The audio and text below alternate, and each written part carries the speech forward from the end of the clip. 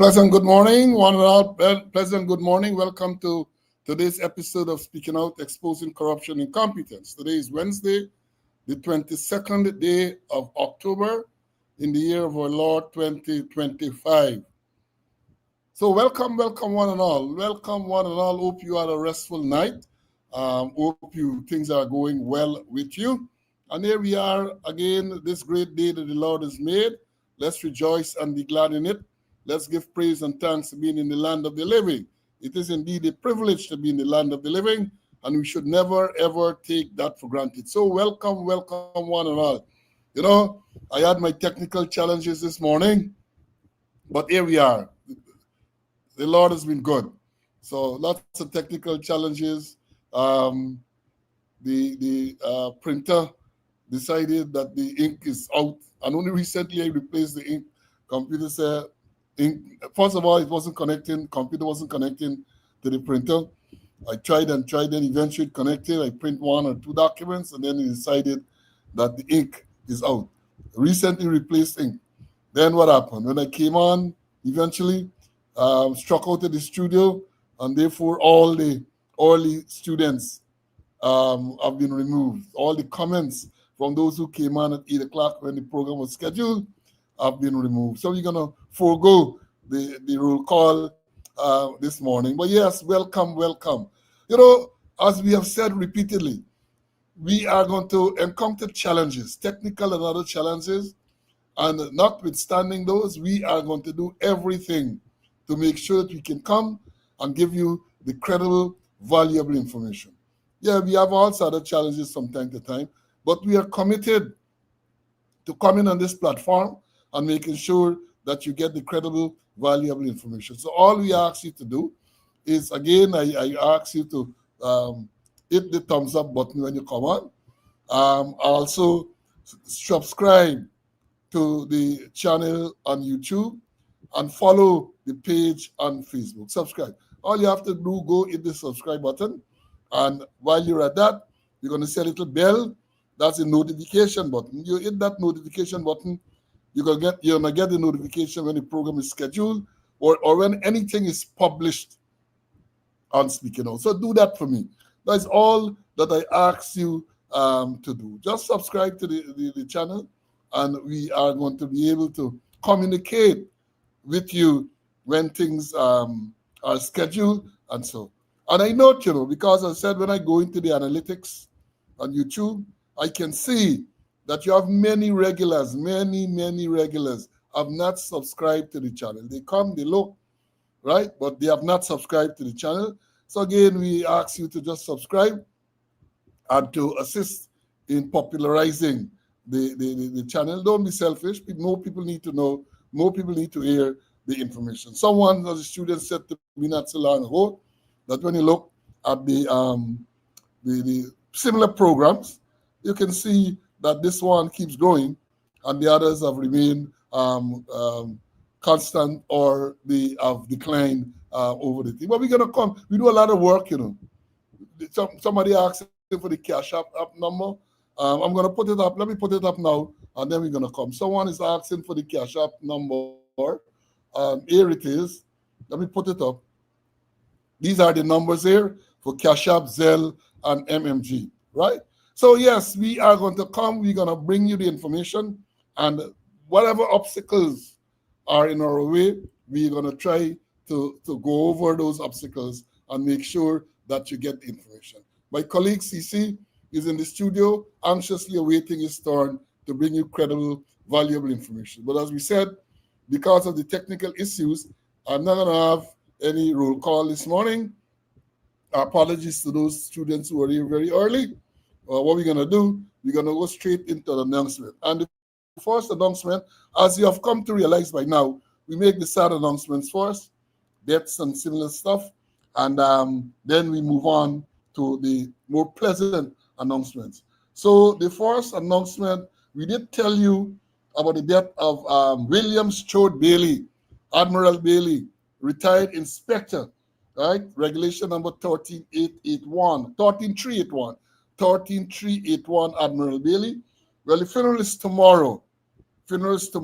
And the information I received this morning is that the viewing and church service will be between 12 and 2:30 at the Memorial Gardens, and followed by cremation thereafter. So that's tomorrow, the 23rd of October, between midday and 2:30 at the service and the cremation right there at the Memorial Gardens as a Princess Street.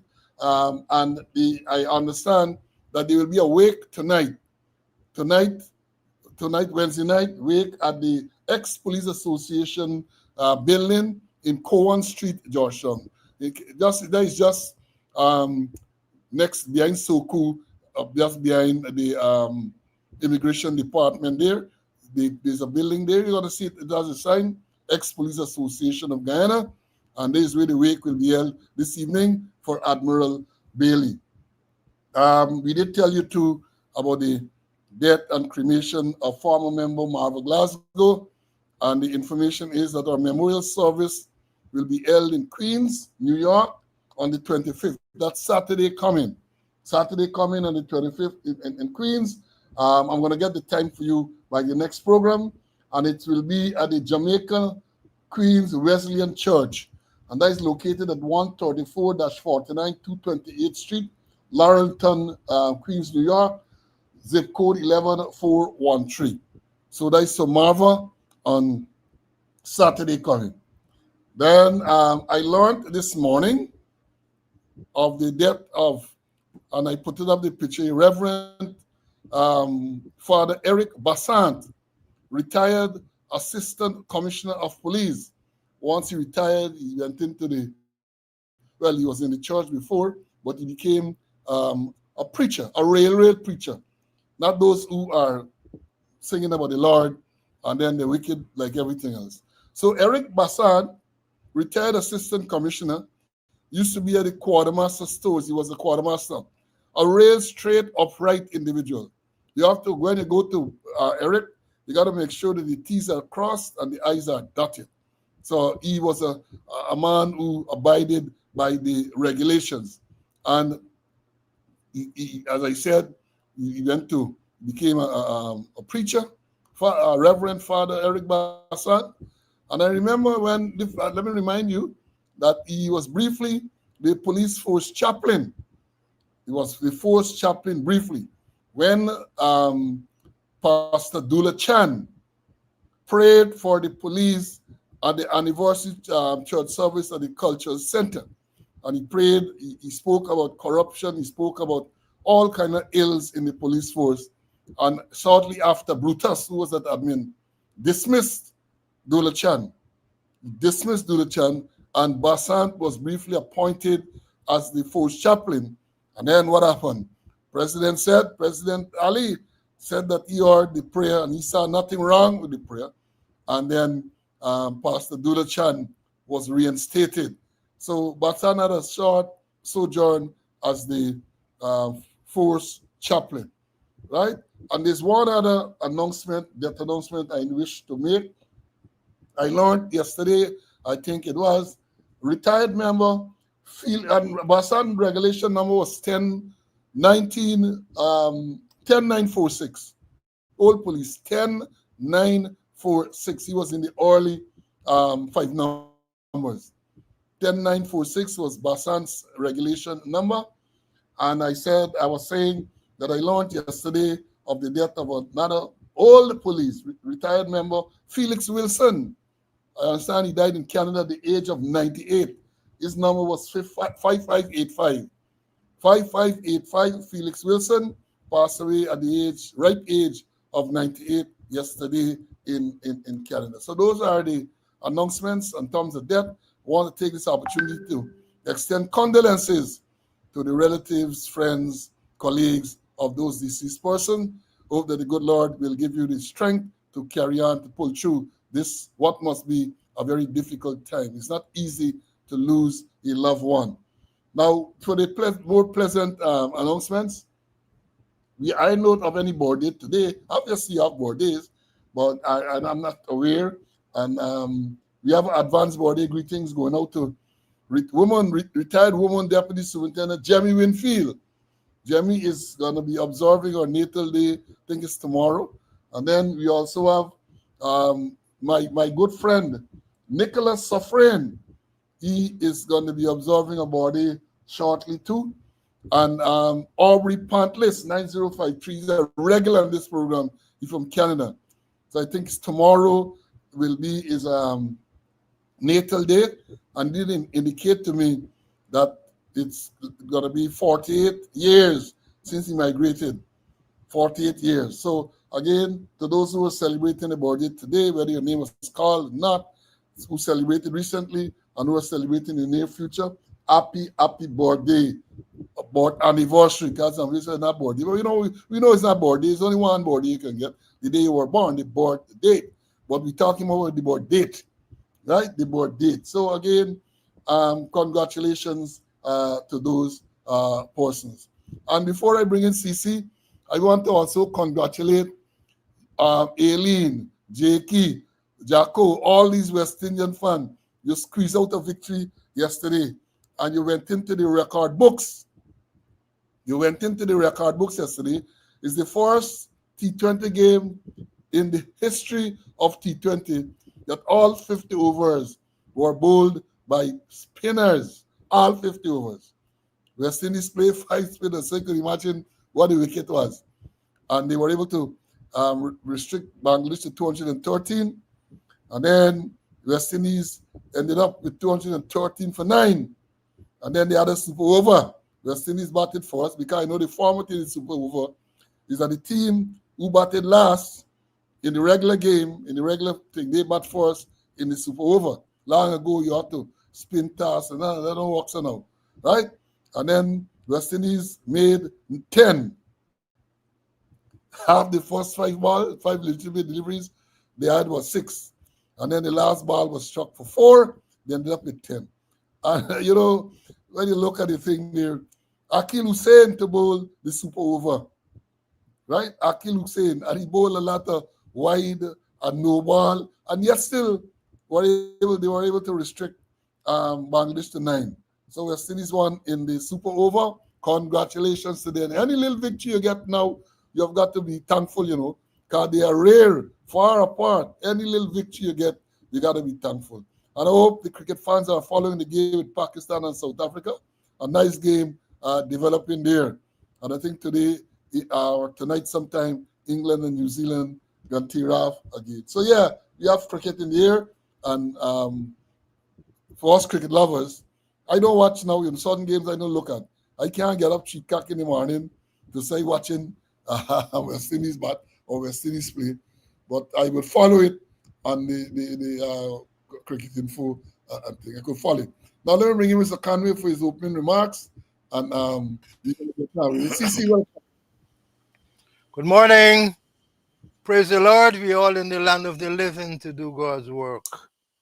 My sympathy goes out to the members of the British family, Admiral Bailey, and I remember Basantwell, excellent quartermaster. And then in his latter stages, I think he spent some time at West Demerara, and he was Commander C Division.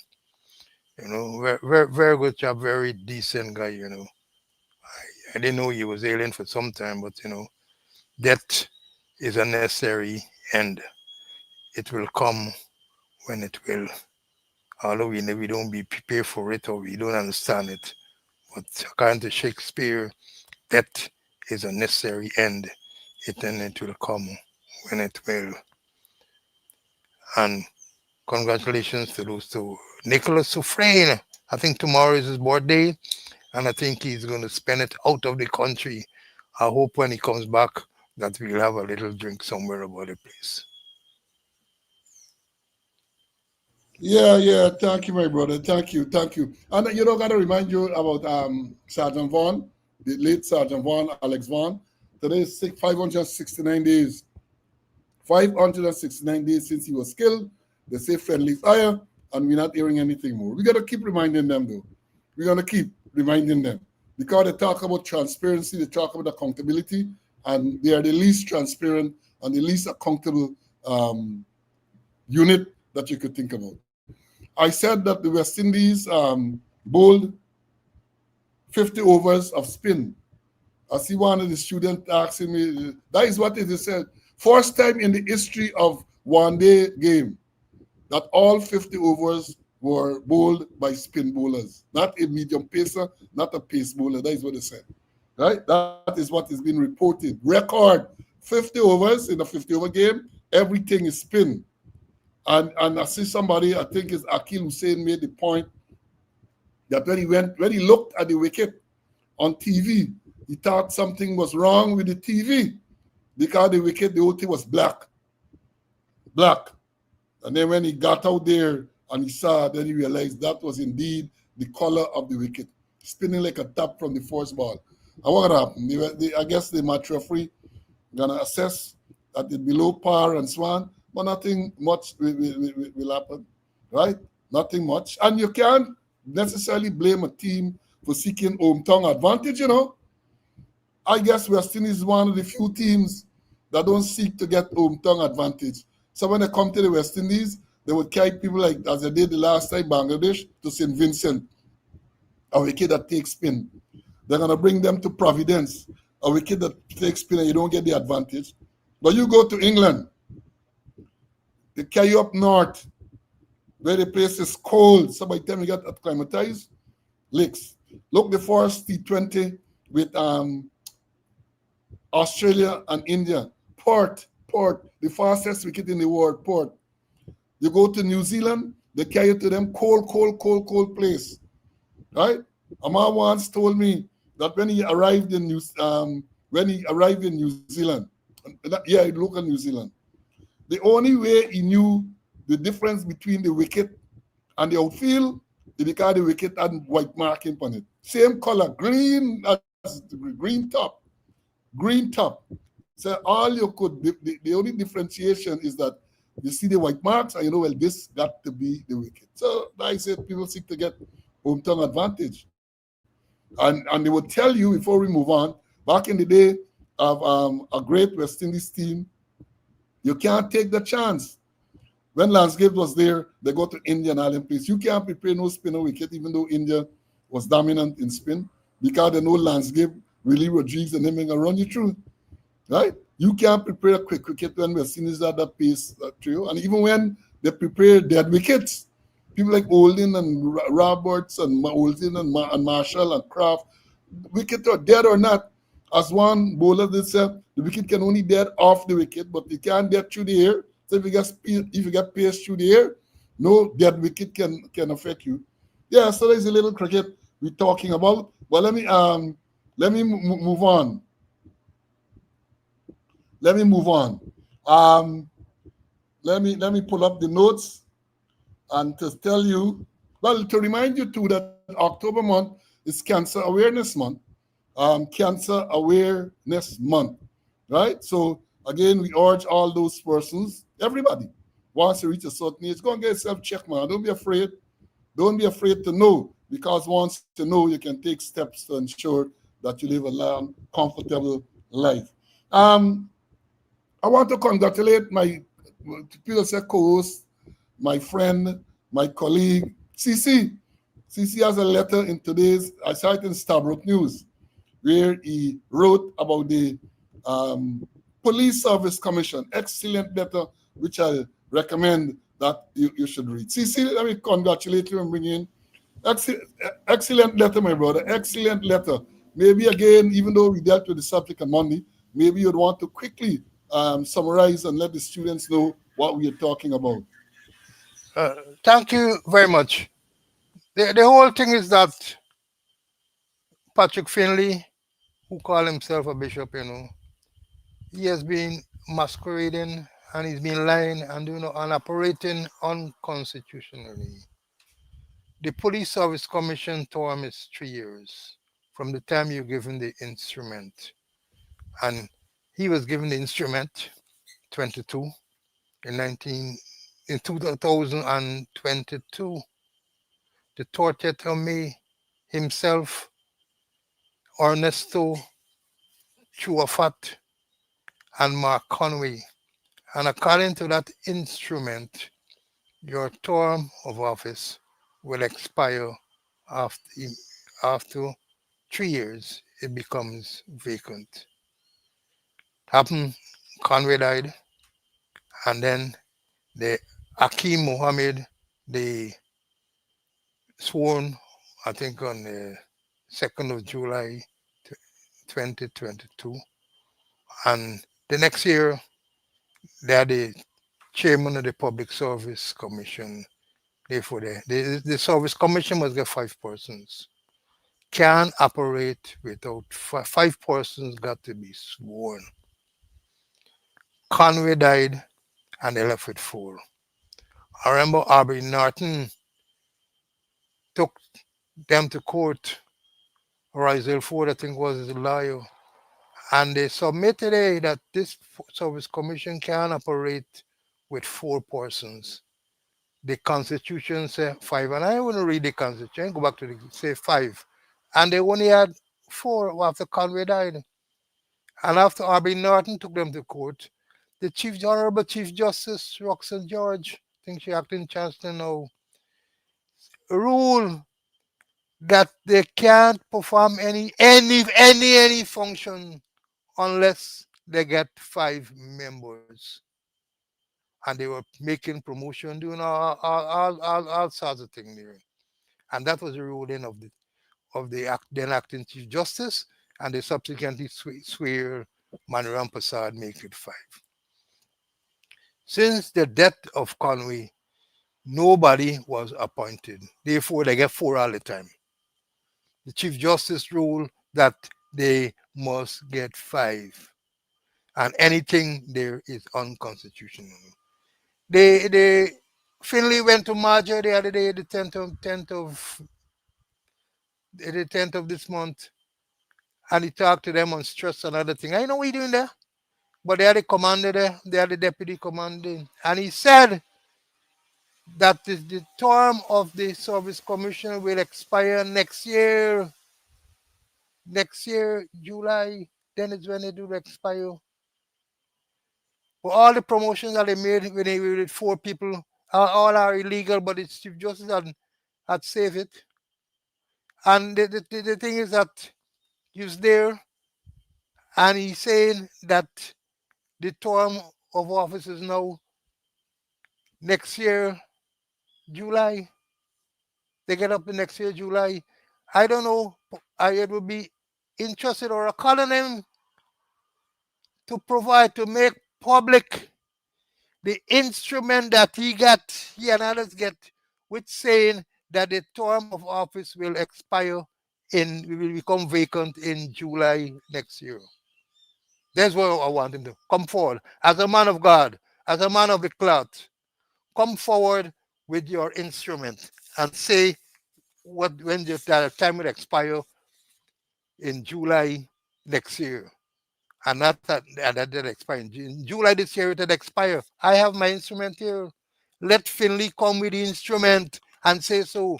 And if he come let come with evidence to show that the president gave him an instrument of appointment saying that his term will expire in July next year. That it and the term of himself and others.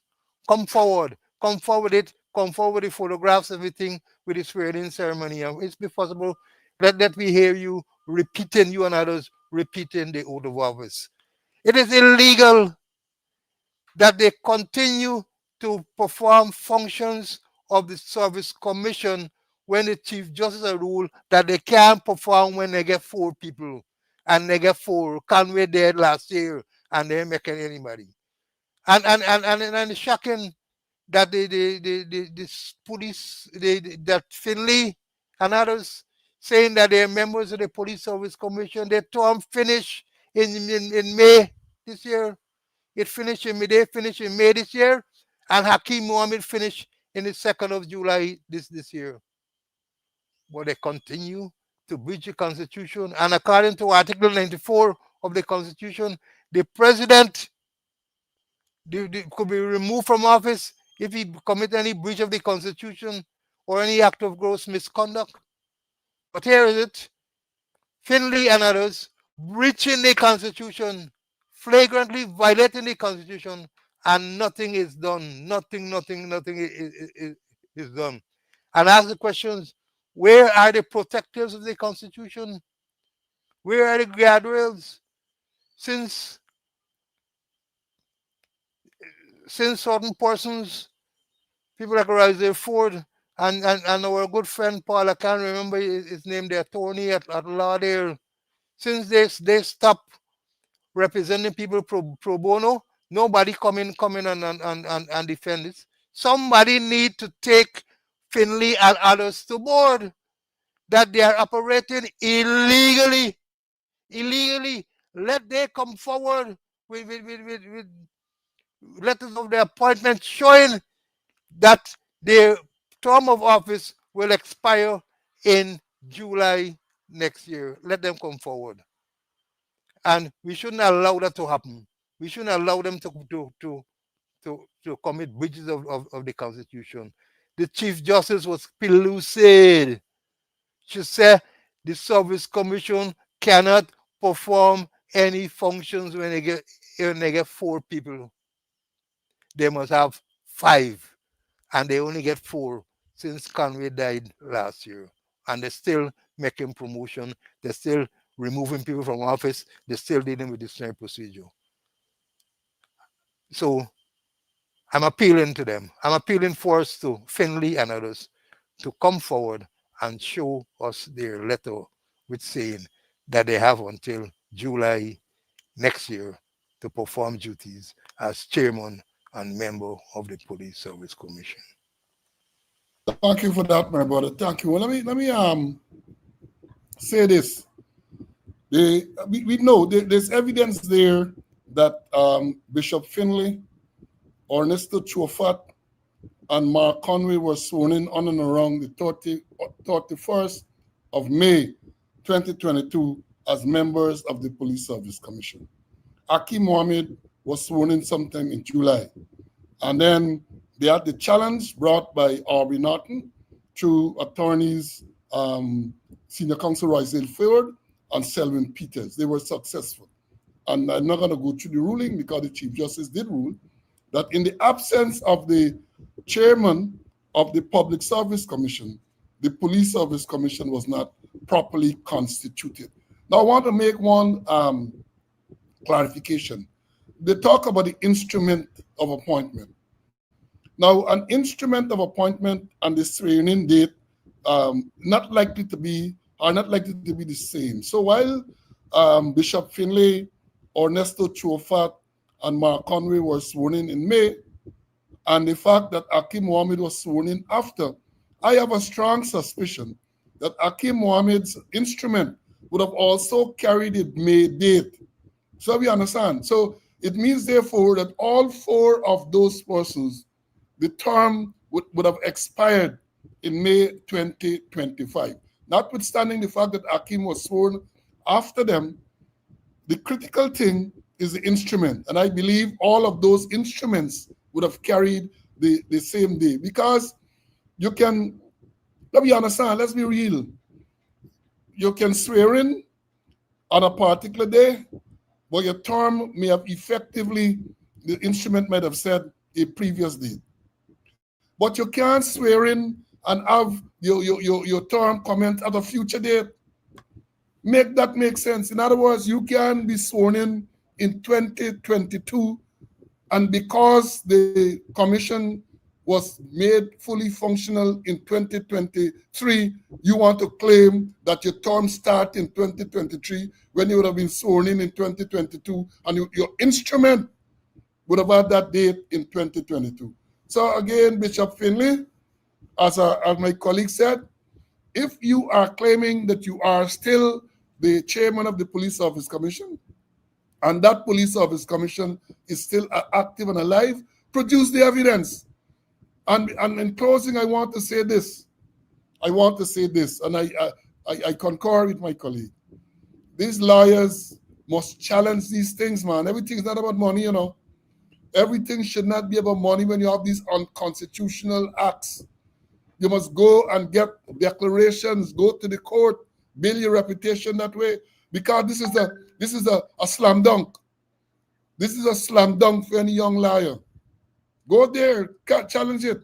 If they're claiming, they want to claim, as I suspect that they're doing, is that the fact that Mani Ramprasad was sworn in 2023, thereby making the Police Service Commission functional. They want to claim that is they did. What does the instrument says? The instrument, the Constitution, excuse me, the Constitution talks about the instrument of appointment. And I'm saying the instrument of appointment will be dated sometime in May 2022. And the Constitution further says that the life of the commission is 3 years. And let me say this, the president does not have to make any proclamation or declaration for it to end. It's automatic. In our case, we were appointed on the 9th of August 2018, and automatically on the 8th of August 2021, the life would have ended. Nobody had to tell you. And even though about less than 2 months before, the president moved to unlawfully and unconstitutionally suspend the commission. So that we understand this thing. Let's just understand that again. I'm appealing to the attorneys. I'm not calling him, but they should challenge these things. Challenge these unconstitutional action. Because if you don't do that, then these things go unchallenged and they become the norm. They become the norm. That is one of the reasons why we challenge the president's decision to suspend the Police Service Commission. You can't allow that to go. You can't allow these unconstitutional actions to go. You got to take it to the court. And as I've said again, everything is not about money, man. Everything not about money. Right? But let me move on. Now, let me congratulate the police force. I want to congratulate the Guyana police force, especially those who are involved in the arrest of the suspects in this recent murder, Fennell Booster. You know, the story is a few nights ago, I think it was Sunday night or sometime, Fennell going home. They said a thief man on motorcycle pursued her brother who ran into the home. The men ran, fired shots. Fennell was struck twice, I think, and she died. Police are reporting that 3 persons are in custody.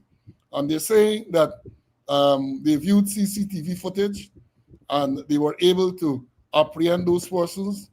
They recover a motorcycle they suspected to have been a motorcycle used, and they found some ammunition in the place when they went to search. Kudos to the people involved. But let me say this, it should not end there. You have to make sure that you get proper evidence. Right? Investigation can't finish, a proper investigation can't finish when you make arrests. These matters have to finish when you get a conviction. The problem is something happens and the police many times arrest the usual suspects, and then that is the last you hear of the matter. Sometime way down the line, you're going to hear the matter dismissed because there was no evidence. We have had many cases like that, many, including one involving the policeman who was charged with murder, and about 4 years plus after, the DPP withdrew the charge. That is still a mystery to me. And we have had several cases where High Court judges have had to remark that they don't know why these persons were charged. There was never any evidence to charge them. But it went through the police, it went through the DPP, and they're wasting resources, wasting taxpayer money, and destroying lives. Destroying lives. You know, there's an old adage which says that it's better 99 men should walk free than for one innocent person to be convicted. That is what some people feel, right? But I'm saying, you identify your claim, let me make sure, produce the evidence and make sure, as we would say, you tie them up like iguana. You tie them up like iguana, right? So you get the evidence, pursue, and including scientific evidence. Call yourself CCTV footage, you say you recover ammunition, you recover bike, do proper investigation. The investigation must not end with the fact that you made 3 arrests, 2 persons who they say were the suspects, and I'm not sure what is the involvement of the 3rd person. But again, kudos for at least making the arrest, right? But it didn't end there. It should not end there. Let me bring in Mr. Conway for him to comment on that.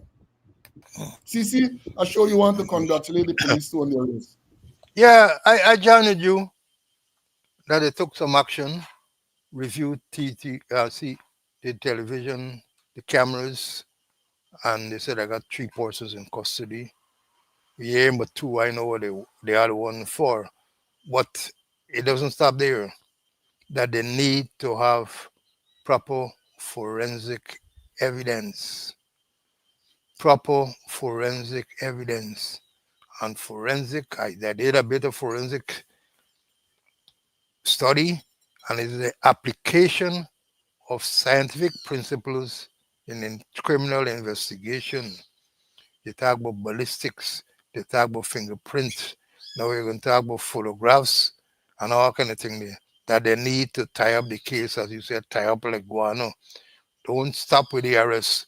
Make sure that you have the proper evidence, the concrete evidence, and don't let me hear that 4 years afterward the DPP going to withdraw a murder trial because there is no evidence. Too many cases, case appear for the judge and the judge say, "Oh, this reached me," and it had to pass through several layers. It had to pass through the magistrate, it had to pass through the DPP, and the judge was, "How this reach here? This should have never come here." So please, they started well from appearance, but they need to make sure that they do proper, painstaking, and meticulous investigation. And let me tell you about meticulous investigation, when I became an assistant superintendent, I befriended a retired assistant, a retired commissioner of police, Henry Fraser. He used to go every Friday at the police officers' mess and have a drink. And he used to go and join with him. And I used to pick his brains. Understand he was an excellent detective, excellent commissioner. And I used to pick his brains, how he used to deal with leadership, police investigation and thing. And then he told me a day, he used to call me young officer. So young officer, you've got to be meticulous. You got to be meticulous when you're investigating. And he told me a story. He was a station sergeant at Albion Police Station, and they had a report of a pre larceny where somebody gonna raid a man farm and root out all his cassava and carry them away. He said the next day he visited the scene and he see heaps of cassava, the roots, not the cassava, just the roots where they put out and there wasn't any cassava. He said he took them to the station. And the next day he got some information who really stole the cassava. So he executed a warrant at the man's home. And he told me, say, "And young officer, don't want to run in people place just so.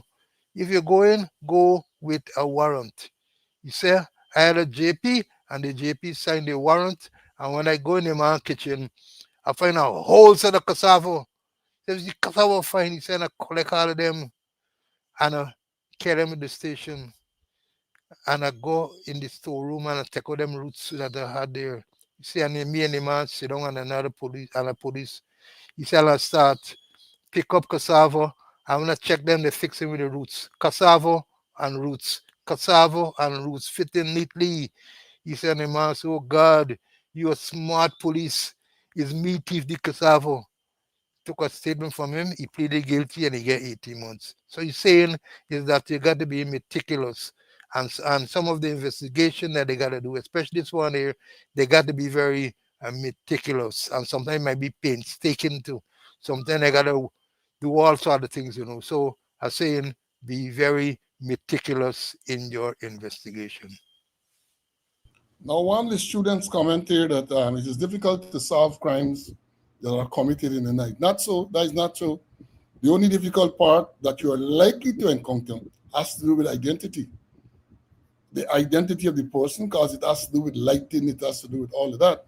But if you're dealing with scientific evidence, they ain't get day or night, right? Scientific evidence, no day. That's why we say you got to go with science. If you are going to depend on some eyewitness to identify a person in the night, yeah, you might have some difficulty, especially if the suspect is not known to the witness. If it's the first time they're seeing the person or they might have just seen the person briefly, it might be difficult. But if you are known to that person, if the witness knows the person, and that has to be established through a process, then it is easier to identify. So they don't tell, it's not when crimes committed in the night, it is more difficult. No, no, no, not necessarily so. It all depends on what you are going to be doing, whether you want to use science and all that, then you are going to be greatly assisted when you lose science. Anytime. So don't go away with that idea. Anytime. Right? But, again, I say, if you are dependent on eyewitness testimony, right? Then, depending again whether the suspect is known to the witness and for how long and all that type of thing. Because if the suspect is somebody that the witness said, I know we went to school together, we just lined together, I know him well, and therefore, if the evidence is that they just saw him fleetingly, then any court is likely to believe that, yes, this is the person. On the other hand, you may have only seen that person once, and then during the course of the night, the lighting was bad, and then you only get a brief glimpse of him because he's running or something, and that is more difficult. So let me understand it clearly. Now, moving on. My attention was drawn to a release from the police, I think it was yesterday, which says that a rank was charged. And here, let me read it briefly. What is it? And I'm going to tell you what caught my attention. They said Tion Daniels, age 30 years, a policeman who resides at Culvert City, Central Rupununi, was today, October the 21st, 2025, charged with the offense of robbery under arms, contrary to Section 222C of the Criminal Law Offences Act, Chapter 8:01. This charge stemmed from an alleged incident which occurred on July 5th, 2025, at Letem, Central Rupununi, involving a resident of Letem. The accused was arrested on July the 16th, 2025, and was subsequently charged. Daniels appeared before the magistrate at the Letem Magistrate Court, and the charge was read to him. He was not required to plead. The prosecution objected to bail. However, bail was granted in the sum of 200,000 Ghana dollars, with condition that the accused report to the Criminal Investigations Department headquarters on the last Friday of every month. This matter has been adjourned to November the 6th, 2025. Well, what caught my attention is that this policeman, who is now charged with robbery, according to what I say, he lives in Letem. Charged. Magistrate grant him bail. But they impose a condition that he must report every last Friday to CID headquarters. CID headquarters is located in Georgetown. So you're telling me that this man who is placed on bail and lives at Letem because of the address they gave, that this man has to now travel once a month, the last Friday, once a month to report the last Friday to CID headquarters? Something wrong. Something is wrong for a man to be charged in Letem. The address they gave us that he lives in Letem. Something got to be wrong. I don't know if he now resides in Georgetown, but they didn't say that. They say he lives in Letem. That is what they say. And that's what I'm saying. These things need to be clarified. They're just jumping out, issuing this release. And a man like me, when I read it, I pick up these things. Others would pick it up too. That if this man lives in Letem, appeared in the Letem Magistrate Court, charged with robbery, the prosecution objected to bail.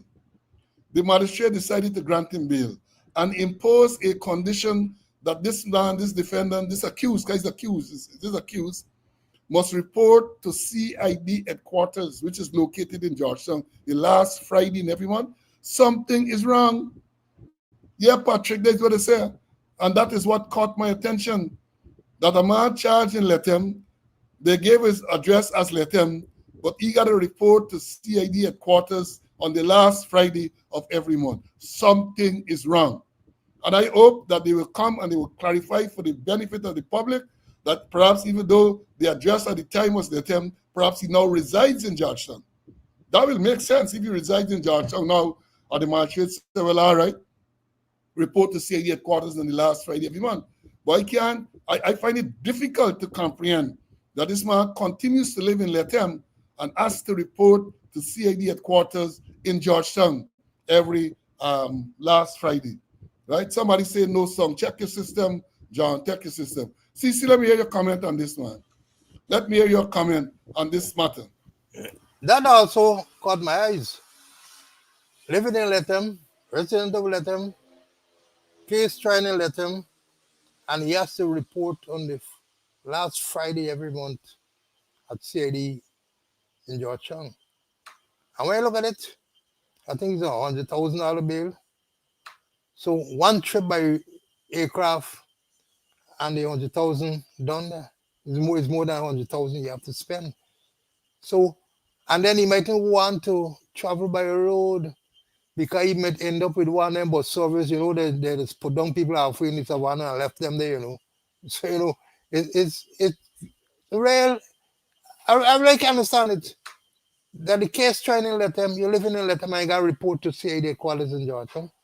Something is wrong. Perhaps they reported didn't write the correct thing, or whoever wrote didn't write the correct thing. That you living in let them, charging let them, case trying to let them, and then got to report the last Friday in every month. And during my time, I don't know now, that used to get court once every 3 months in Latam. Once every 3 months used to get court. I know that the system or the frequency has changed, but it doesn't sound right, Paul. As I said, that's what caught my attention. Something's wrong. Yeah, Bray, $200,000 bill. Nothing wrong with the bail because bail is not punishment. But to say that this man got a report to Georgetown City headquarters every last Friday. So what happens if this matter runs for years and the conditions are not adjusted? Something is wrong. Something like in the case where they reported on the Chronicle photographer, where they said the matter was struck out. And we raised it, said could not have been struck out. Ma went through trial, found guilty, remanded for sentence.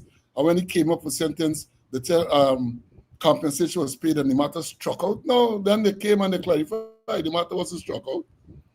Ma was given suspended sentence. So we hope they could clarify this one as well, right? Yeah, Patrick, the condition holds because until the matter is concluded, unless the magistrate adjusts, sometime an application is made. Because remember, this is not a bail for him to appear in court. If it's bail, like when the police put you on bail for you to appear in court, once you appear in court, you're to satisfy that bail obligation. You got to get back your money, right? But when the court puts you on bail and attach any condition to it, it is for the duration of the trial, unless that condition is altered by the court or the high court. Because in many cases, the lower court, the magistrate court, might impose certain conditions, bail, no bail, no bail in particular, and restrictions, and people move to the high court, and the high court can vary it. But once you are put on bail by the court, the magistrate court in particular we're dealing with, right? That bail condition stands for the duration of the trial, unless otherwise adjusted by the magistrate or a higher court. So, Patrick, I hope that answers your question. Now, let me say this. This man, according to this, again, you got to be very discerning, According to this matter, this offense is July 5th, 2025. This policeman, Theon Daniels, charged with robbery. Around the same time, if my memory serves me correct, sometime in July too, it was alleged, police issued a release that an inspector and other ranks were arrested for robbery. They robbed a Chinese man who had won some money at a casino in Church Street. And when he came out, the story they reported said that he was confronted by these armed police ranks and they made demands for this money. The man offered them an amount which they did not accept, and the theft, I think it was 5 million or something that they took from this man. What has happened to that matter? What has happened? My information is that a charge of robbery on the arms was recommended against two of the people, including the inspector. Robbery on the arms. Nothing happened yet, as far as we are aware. But this other man charged with robbery. And you see, that is the issue that I have. And that is the issue a lot of people have. Yeah, policemen commit themselves, put them before the court. We don't have any problem with that. But this selective enforcement is what is worrying. This selective enforcement, that is what is worrying. And most times, the ones who are favored are of a particular ethnicity. That is even more worrying. Let me be real. That is part of the big problem. That is part of the justice is not dispensed equally. It all depends on who you are.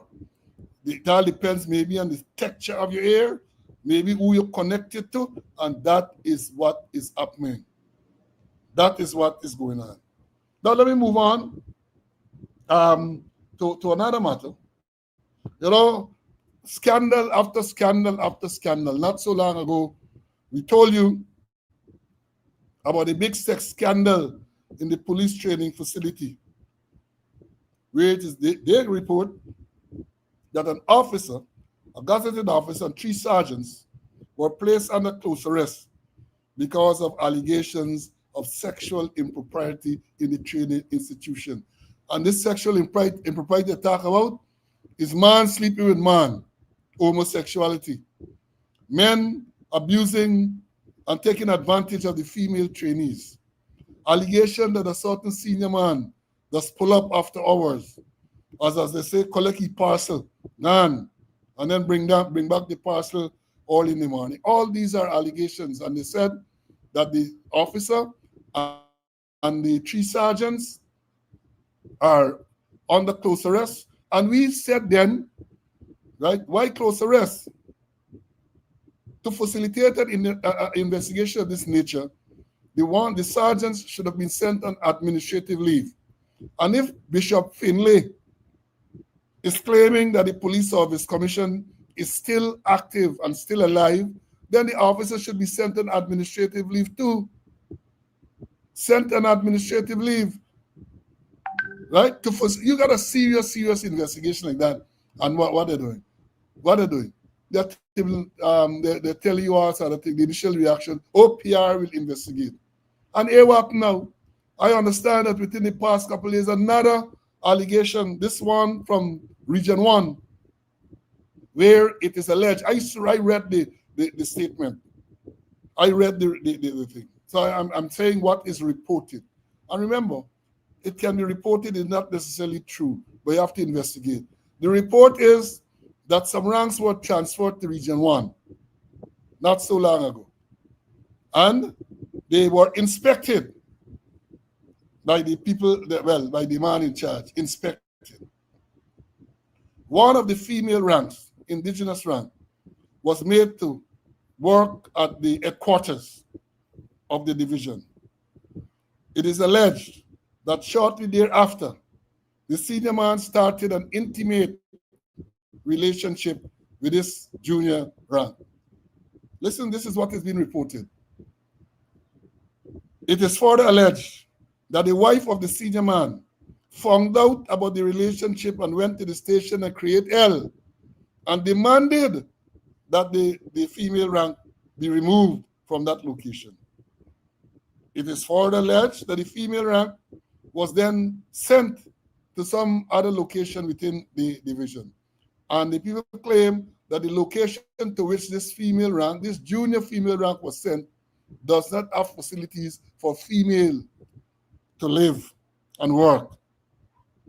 So the female did not go, right?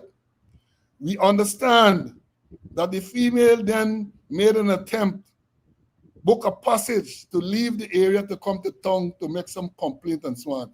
And she was prevented from traveling. She was prevented by the police from traveling to come to town to make complaint or whatever happened. And I understand too that then the matter somehow reached, I think the Marine Affairs people got involved. The matter reached the attention of police headquarters at Ivlery, and they might have intervened. They may have intervened, because we understand that um, the rank was sent for. And I hear that the rank, notwithstanding the fact that she was prevented from boarding a craft, was able to travel down to town to make her complaint. What is going on in the Ghana police force? This is not only, we aren't talking about only the incompetence, we only talk about the corruption. We're talking now about taking advantage of junior, male and female ranks. We saw Sunday night, was it Sunday night? Yes, where ranks went to the LBI Community Center to perform Diwali duties. And the video is there. The sergeant or somebody get him, look like they're crawling on the ground, was he doing push-up and all this stuff. And people said in the comment, which I read later, that maybe they were trainees. But even if they were trainees, you can't treat the policemen like that in the presence of the public. You cannot, or at least you should not. So all of these things are going on. I hope again that the new minister, the honeymoon period almost finished, very short honeymoon, very, very short honeymoon with all that is going on, all the allegations that are made. Minister, you got to put your hand on this. That's a scandal at the police training institution. And now coming out of Region 1. Region 1 again. That's the same region where they found all this enough cocaine. The same region where they said that the then police commander was involved, was fingered, to be correct, was to be fingered. The same region where the police commander, Senior Superintendent M. Nat Sar, is sanctioned by the U.S. authorities for being a drug pusher, right? All of that going on, that region. Something is wrong. And I'm waiting, following up here what happened to this matter, the most recent matter here with this female trainee. I know they come out and they try to encourage people to join the force and blah, blah, blah, blah, blah. But when these things happen, people got to realize nobody wants to send a little girl child or even a little boy child to join the police force. Nobody wants to send them there. Day after day is all kind of allegation. All kind of allegation. Imagine allegation that male trainee got to sleep with male instructor. And when it says sleep, you know what I'm talking about. Have intercourse, sexual intercourse with them. Buggery, all of that is being alleged. Abortion in the training facility, all that is being alleged. And your OPR will investigate. That is what they're going to say. And then it done there. It done there. For example, I tell you the sergeant and the 3 sergeant and the officer placed under close arrest and OPR investigating. You will never ever get an update. That is the problem. You will never ever get an update to say, well, this is what we have taken. We have taken statements, so many statements, and then you're not going to get nothing. Are you going to push? You're going to push. You're going to push. You don't get anything. And many times I blame the people who call themselves journalists, the real ones, right? Journalists, because these are the issues that you should keep finding out. Because I understand y'all get WhatsApp group and all them everything. Find out what is the position. You must get regular update on these matters. It's in the public interest to know what is going on in the primary law enforcement organization in the country. Right? Let me bring in Mr. Conway to obviously on this most disturbing matter. CC? Very, very disturbing. Another matter matters. And let me go back to the training institution. The current update I got is that a deputy superintendent, an inspector, and 5 sergeants were transferred. I repeat, a deputy superintendent, an inspector, and 5 sergeants were transferred from the training department. And understand the deputy super has gone to region number 3. And in the first instance, they should have been there at the college in the first instance. Now back to region 1, one of my favorite regions. I got my first promotion there. I love it there. I I met my wife there, although she wasn't from the region. Understand this female recruit, probation, I call her probationer. After the probation training completed, she's from the Northwest, not too far from the police station, a place called Barbina Hill. That's where she come from. And shortly after she went there, a relationship started. And talking about sexual relationship with a senior rank there. I saw photographs of them holding hands. And his wife got to find out. I'm repeating some of the things you see. And she went and she abused the girl, abused her on many occasions in the presence of other ranks. And she said, the female got to get transferred. They transfer her to Port Kaitumu police station. No facilities for female there. She living at Barbino, and Barbino by river is about 90 miles away from Maburumo, about 90 miles away from Maburumo. She refused to go. They stopped her salary. There's the allegations. We're talking allegations. They stopped her salary. I understand. Buram, the deputy commissioner, said no, she must get your salary. There's the allegation. She got your salary. And she was seeking redress, wanted to come to town to report to the, because she get too much confidence in the police administration, to the Marine Affairs Department there, and senior rank pass order, she must not travel on any plane. She must not travel on any aircraft. Understand she made her way, I think it was yesterday or the day before, to Georgetown by other means other than aircraft. And she's there. And I understand quietly now, hear this one. Allegations are quietly now that Region 1 commander was transferred. I know to where. Understand the Region 1 commander was transferred. And we miss out the part where they had allegations. Perhaps a lot of sex taking place there. Allegations that the corporal at Maburumo was sexually involved with a 15-year-old. They started the investigation and perhaps it gone down, hush up, hush up. Where the and if a couple are having sexual relation with a 15-year-old, it is rape, statutory rape.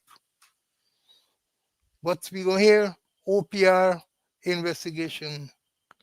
And that's what going on in the police force. We hear about the training institution in Georgetown. All the things that going on down there. Sex for grade. Sex if you want to go on pass. Sex if you want preferential treatment. And then intermixing that buggery. Something is wrong with the police force. I remember the Lord has burned down a whole city for buggery, you know. A whole city the Lord has burned down. But that's a talk of another day. So let's see what is going to happen to Region 1, the epicenter for cocaine in Guyana, where police are involved in fuel smuggling. They get their own boat. And where they have a boat, the Tamake, somewhere in the Winey Mouth, to deal with smuggling and illegal immigrants. But they're doing their own thing. They have not so far declared anytime they search any boat, they ain't find nothing because they ain't searching, or if they search and they find things, they're doing their own thing. The Tamake, what work has the ranks of the Tamake done since it was positioned in that area there? And they get at least one man on that boat there now who can swim. So Region 1 is rotten, and it's a fish that's rotten from its head. Well, now the Region 1, the force is going through a crisis, and they don't want to admit it, I don't think. And I continue to say, I say again, it is about leadership at the highest level. About leadership. Once you have an organization in the spotlight so frequently for the wrong reasons, you have to examine the leadership. These things are becoming cultural now in the organization. And again, for those who just jump out and say that Conway and slow talking as if these things never used to happen, when they were there. But you understand, as you have said, corruption, not at the training school, this nonsense, this nastiness was going on. I made the point here, and CC said it as well. As an instructor, as a trainee, and people around, sometimes you have suspicion of relationship. You have suspicions of relationship. But nothing was so blatant and open, right? Never the day. And as CC said on one of the programs, some of those relationships have led to lasting union, right? So it wasn't no Saturday night splash. Lasting union, some of those things have led to. Because I always say, where men and women congregate, relationships are going to form.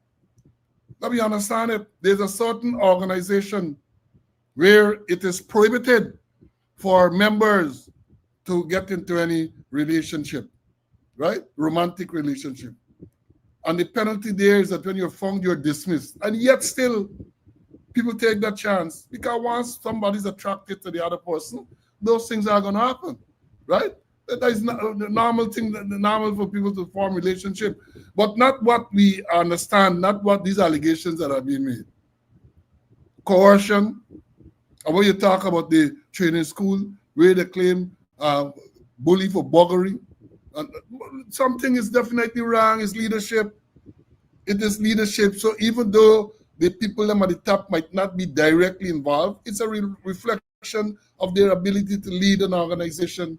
And I have said that the force needs reform, and you can't get reform with people like Ikin and them in charge. Many others can't get no reform. You got to start by letting them pack the trap and go.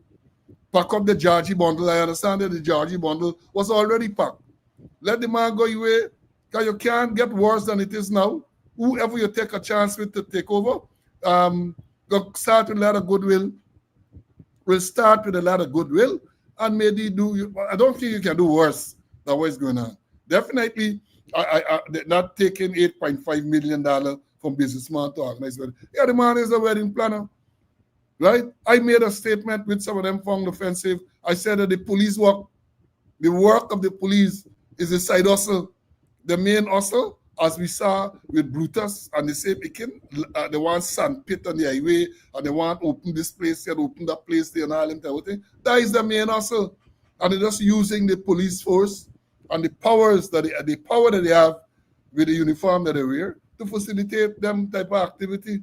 That is what it will appear. Cannot reform a police force with a man like Ikin at the top. Engel reform, I don't care. This is not being personal. This is being practical and realistic. You got to get bloodletting. And not only he, there are several others. If you really want to talk about reform, you got to get rid of them.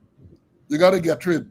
But I am convinced that the government, even though they talk about reform, they're not interested in reform.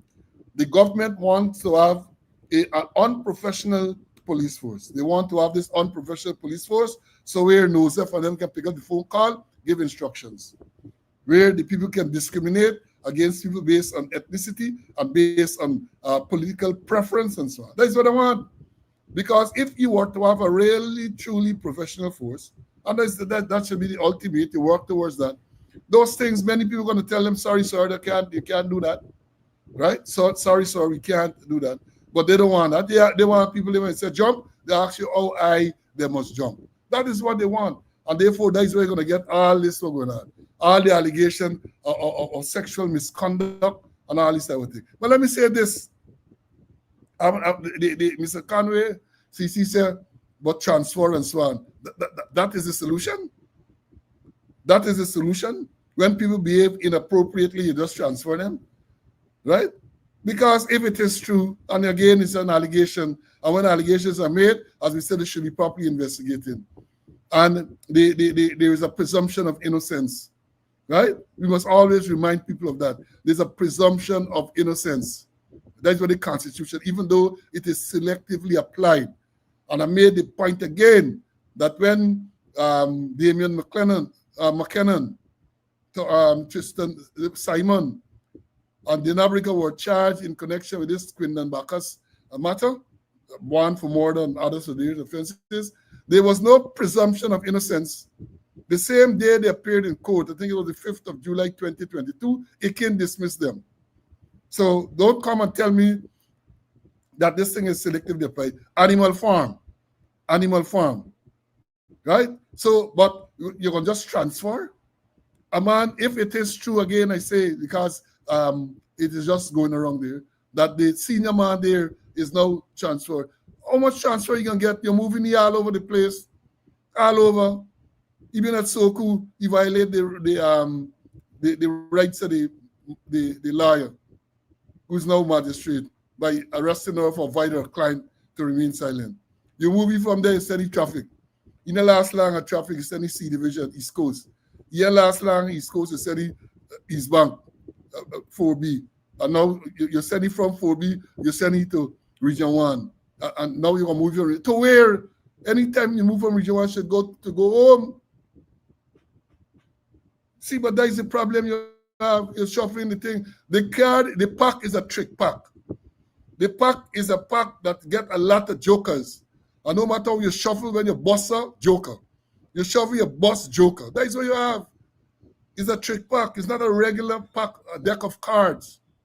It is a trick pack full with jokers. So the probability of pulling out the joker once you shuffle the pack and thing is greater. That is what we say. Now let me move on. I read, this one will be very interesting. Yeah, share the live. We're talking about the powers of the police to stop, search, and detain. And what am I talking about? I read a recent report yesterday or sometime about the man, what was the name? Devon Sayers, a former member of parliament who the police claim was stopped and found in possession of the vehicle that he was in, had a large quantity of marijuana, suspected marijuana, right? Police said some routine stop, blah, blah, blah. Let me read what the police released said. Police statement. Former APNU plus AFC parliamentarian busted with 301 kilograms of ganja at police checkpoint. Tells cops he was transporting tourism plant. Full statement. This is the police full statement. At about 20:41 hours on Monday, October the 20th, 2025, right? And then they said 20, then they said 25, 10, 20. You know what I mean by that. A police team was on mobile patrol duties in the vicinity of the old Bamia police checkpoint in Linden when they arrested two persons who were found to be in possession of 310.71 kilograms of cannabis. While on patrol duties, the ranks were conducting random stop and search when they stopped a dark blue Toyota IS minibus bearing registration number BAJ 4486, property of the Region 10 Tourism Committee, Inc. The vehicle was driven by Devon Sayers, a 39-year-old educator and political activist from Mackenzie, Linden, and he was accompanied by one passenger, Albert Sandley, 69 years, an old farmer of Takama Waterfront, Upper Bobby's River, who was seated in the front passenger seat. Upon stopping the vehicle, the driver began acting in a suspicious manner, sweating profusely. One of the ranks asked the driver what he was transporting, to which he replied, quote, "I am transporting tourism plants," end of quote. The rank then instructed the driver to pull to the side of the road and informed him that a search would be conducted on the vehicle. The driver acknowledged. The police discovered 22 bulky packed black plastic bags and 4 large brown canvas bags inside the vehicle containing leaves, seeds, and stems suspected to be cannabis. Both men were told of the offense, arrested, and cautioned.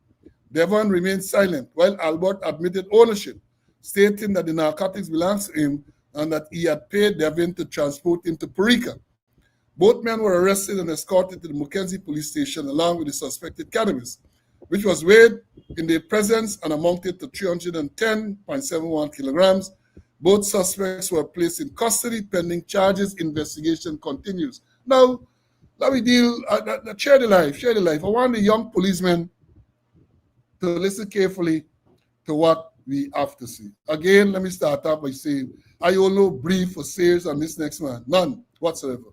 But I am looking at this from a police and legal perspective. Again, I am no lawyer, but I'm familiar with the procedure in these matters. Having served in the force of 37 years, retired the rank of assistant commissioner. Having attended FBI Academy, Police Staff College, I think I know something about what I am talking about.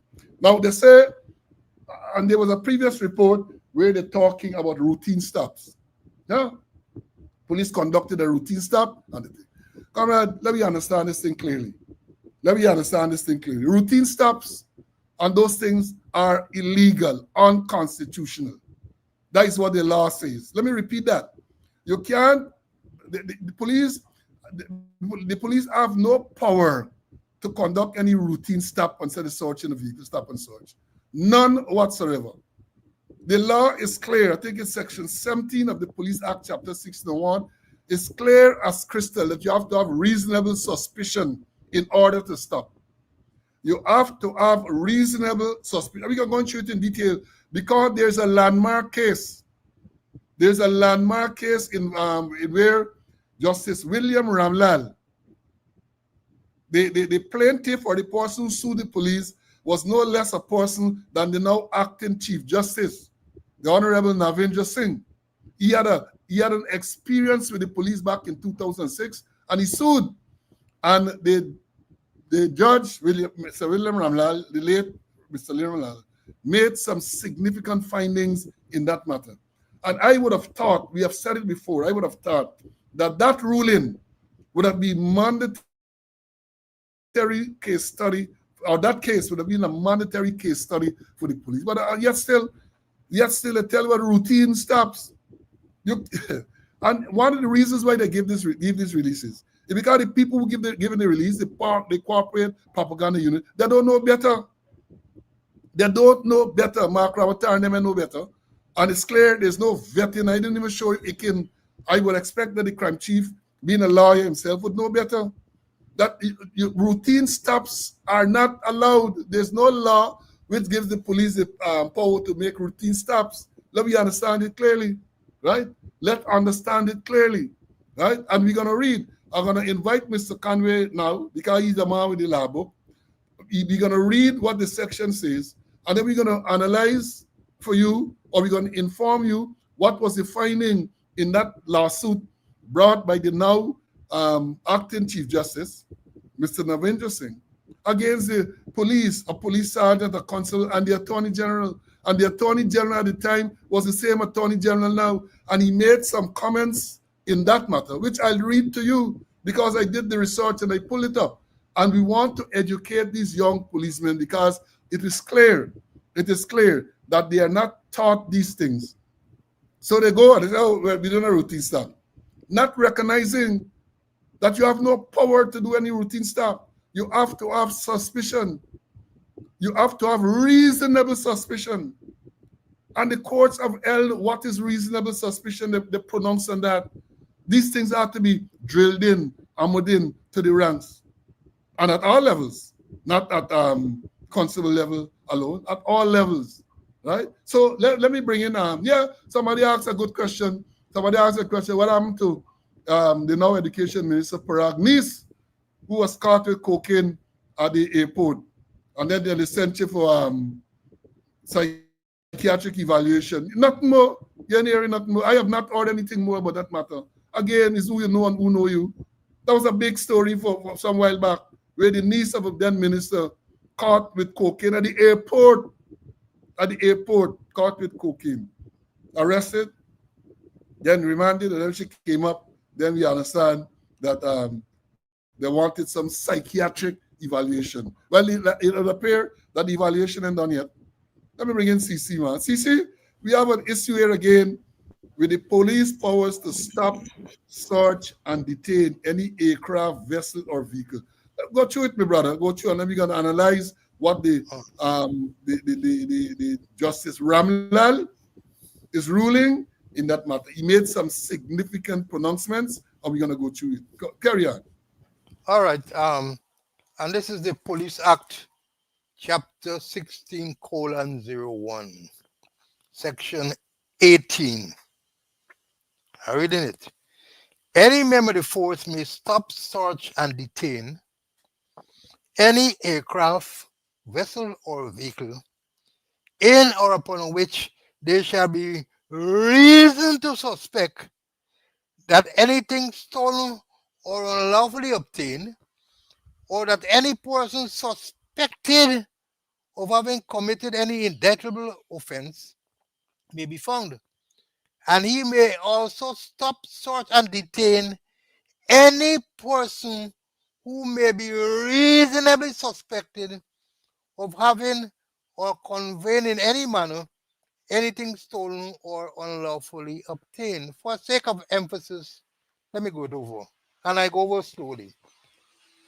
Any member of the force may stop, search, and detain any aircraft, vessel, or vehicle in or upon which there shall be reason to suspect that anything stolen or unlawfully obtained, or that any person suspected of having committed any indictable offense may be found.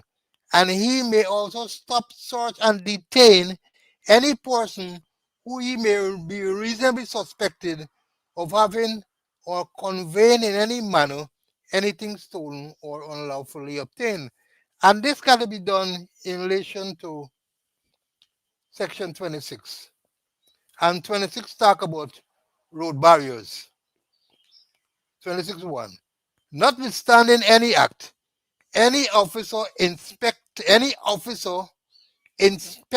or subordinate officer may, if he considers it necessary to do so for the maintenance and preservation of law and order, or for the prevention or detection of crime, erect or place or cause to be erected or place barriers in or across any road or street or in any public place within Guyana in such manner as he may think fit.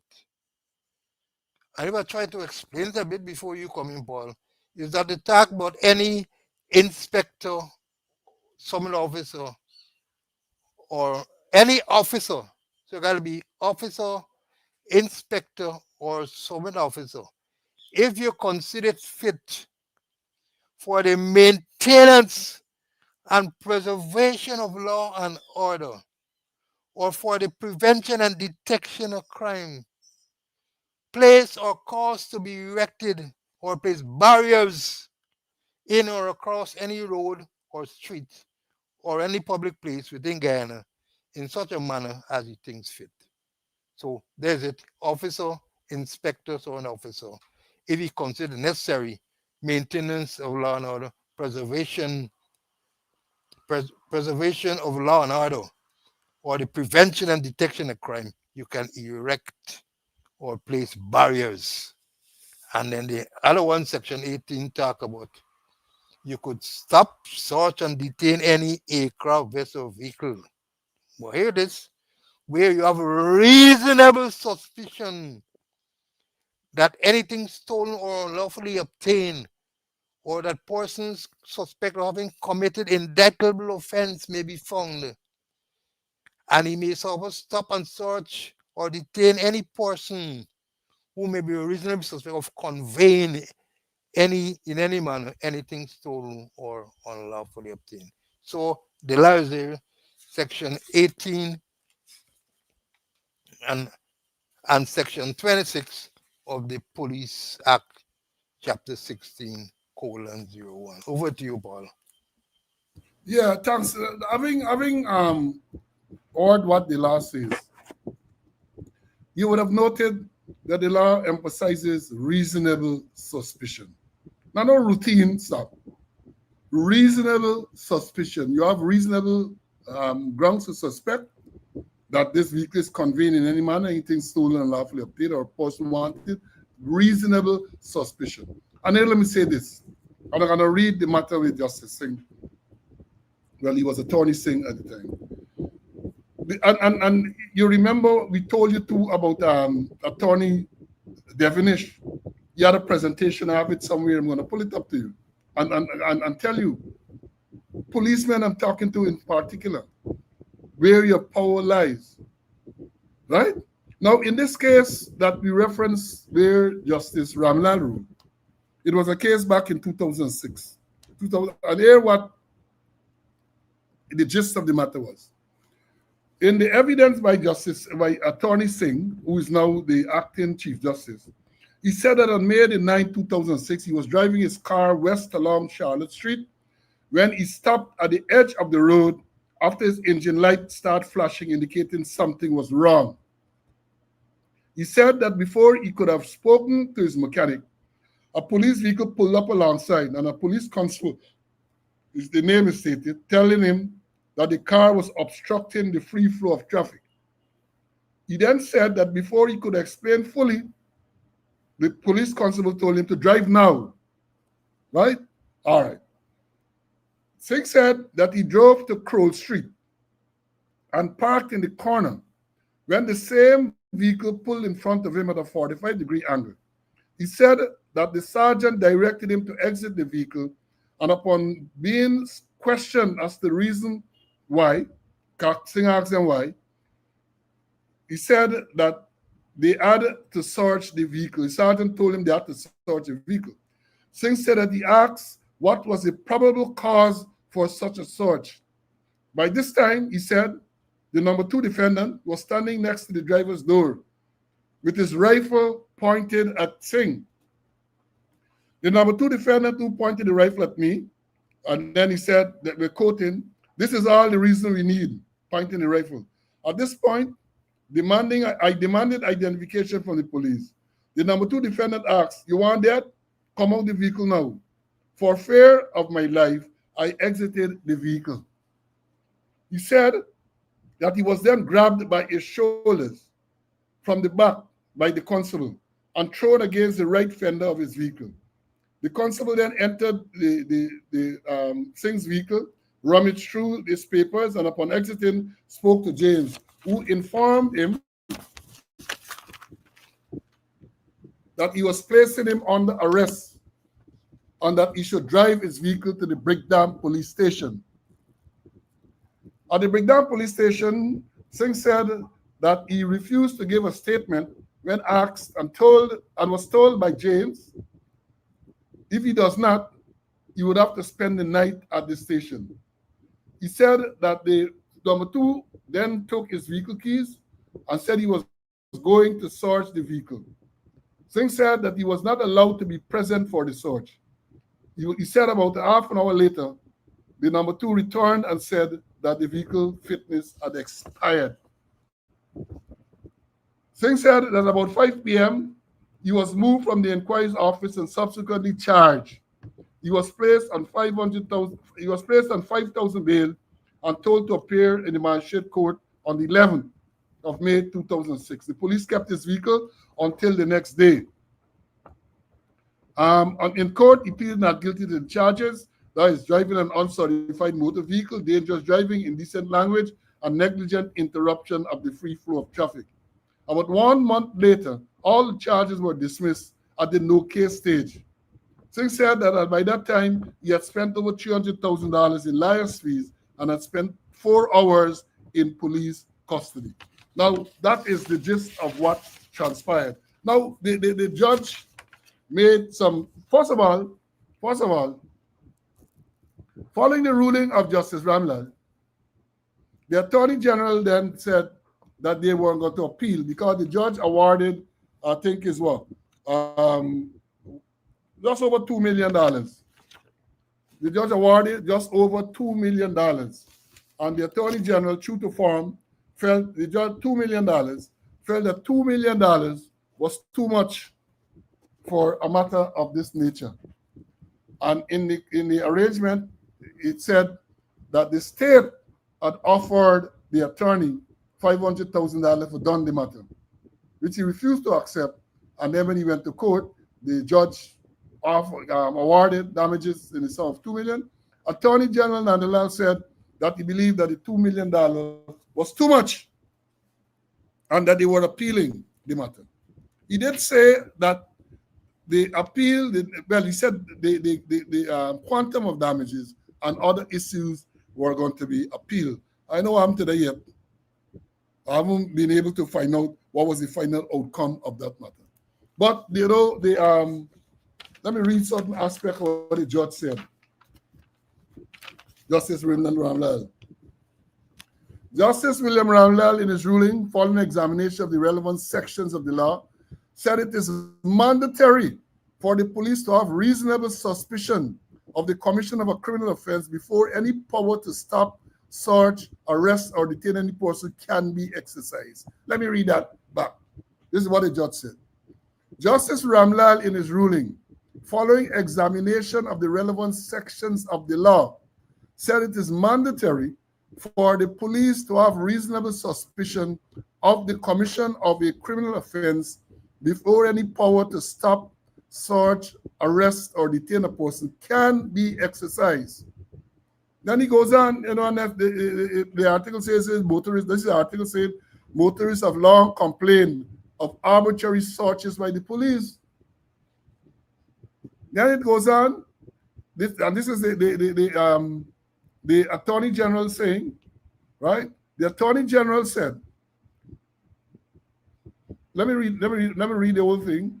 Nonetheless, told Stabrook News that the exercise of the power of the police to stop, search the citizen is one that must be reviewed.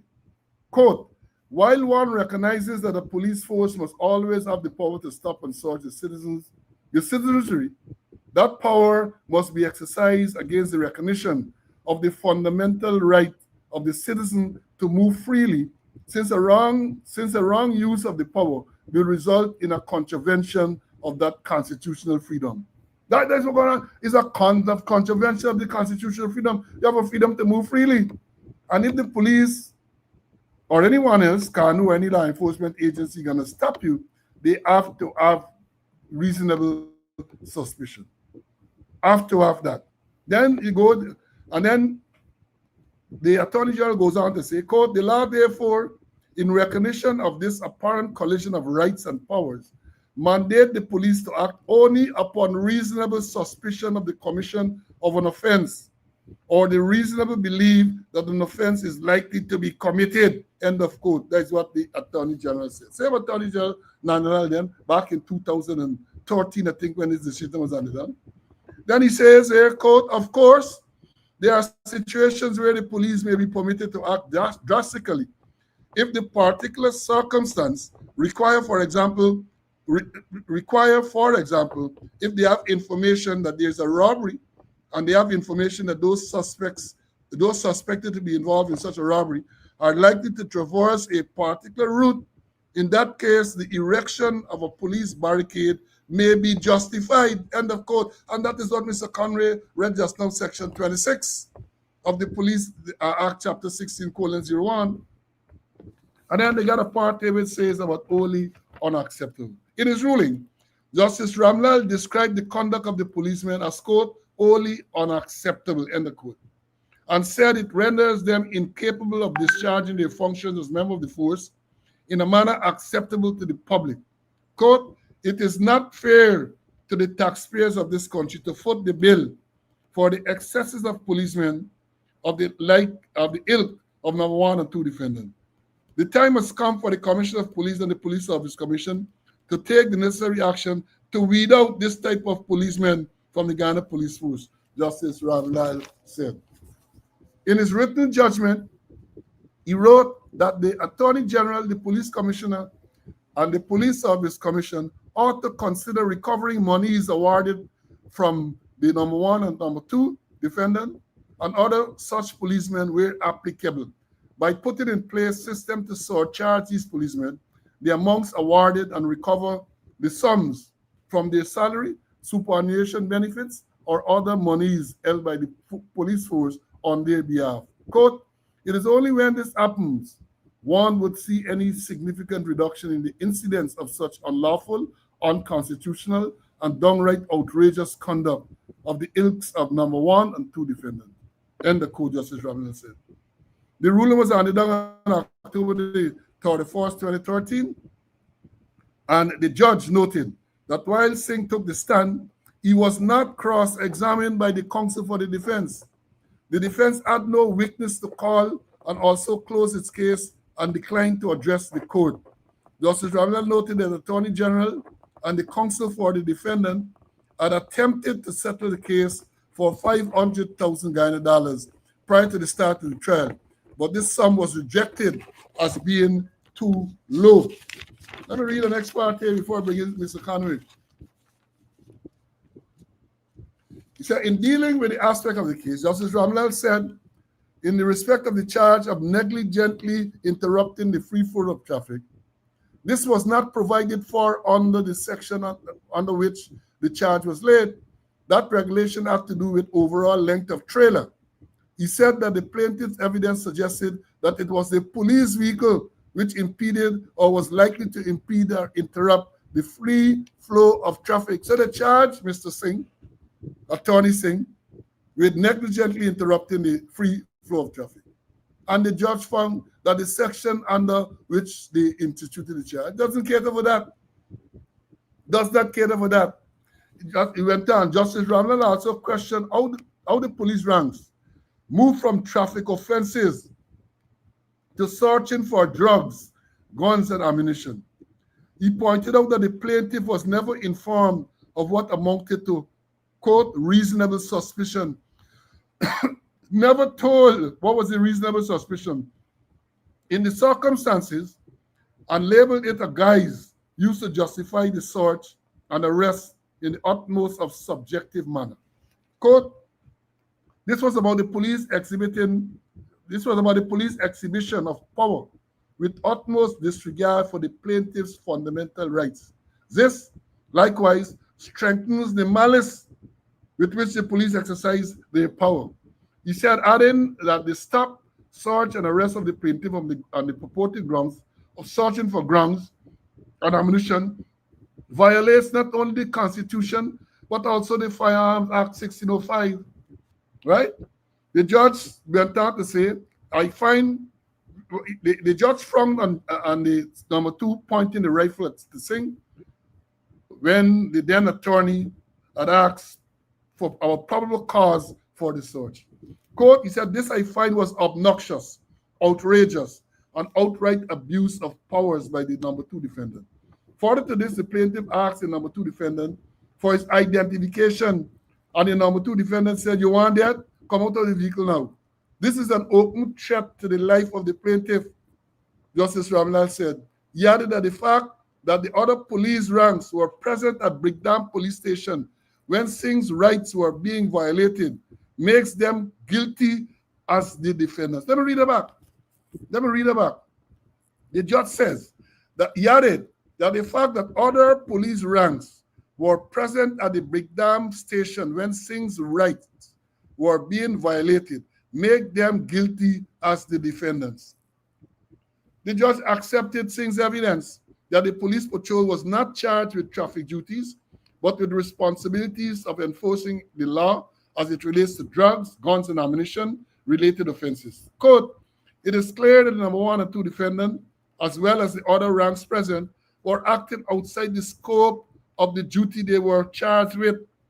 Neither the number 1 and number 2 defendant had any reasonable suspicion that the plaintiff had committed, likely to commit, or committed in their presence any drug, firearm, and ammunition-related offenses. Furthermore, the justice said that in relation to the charge of obstructing, it is not an arrestable offense, nor is it one punishable by imprisonment. Even if the offense took place, the police have no authority at law to search and arrest for obstruction of traffic. And the quote, he said, while also noting that only if a person fails to comply with the direction not to obstruct the free flow of traffic, only then an offense is committed. Noting the evidence, the judge said that to charge Singh for the offense of obstructing the free flow of traffic must have an element of malice. In it.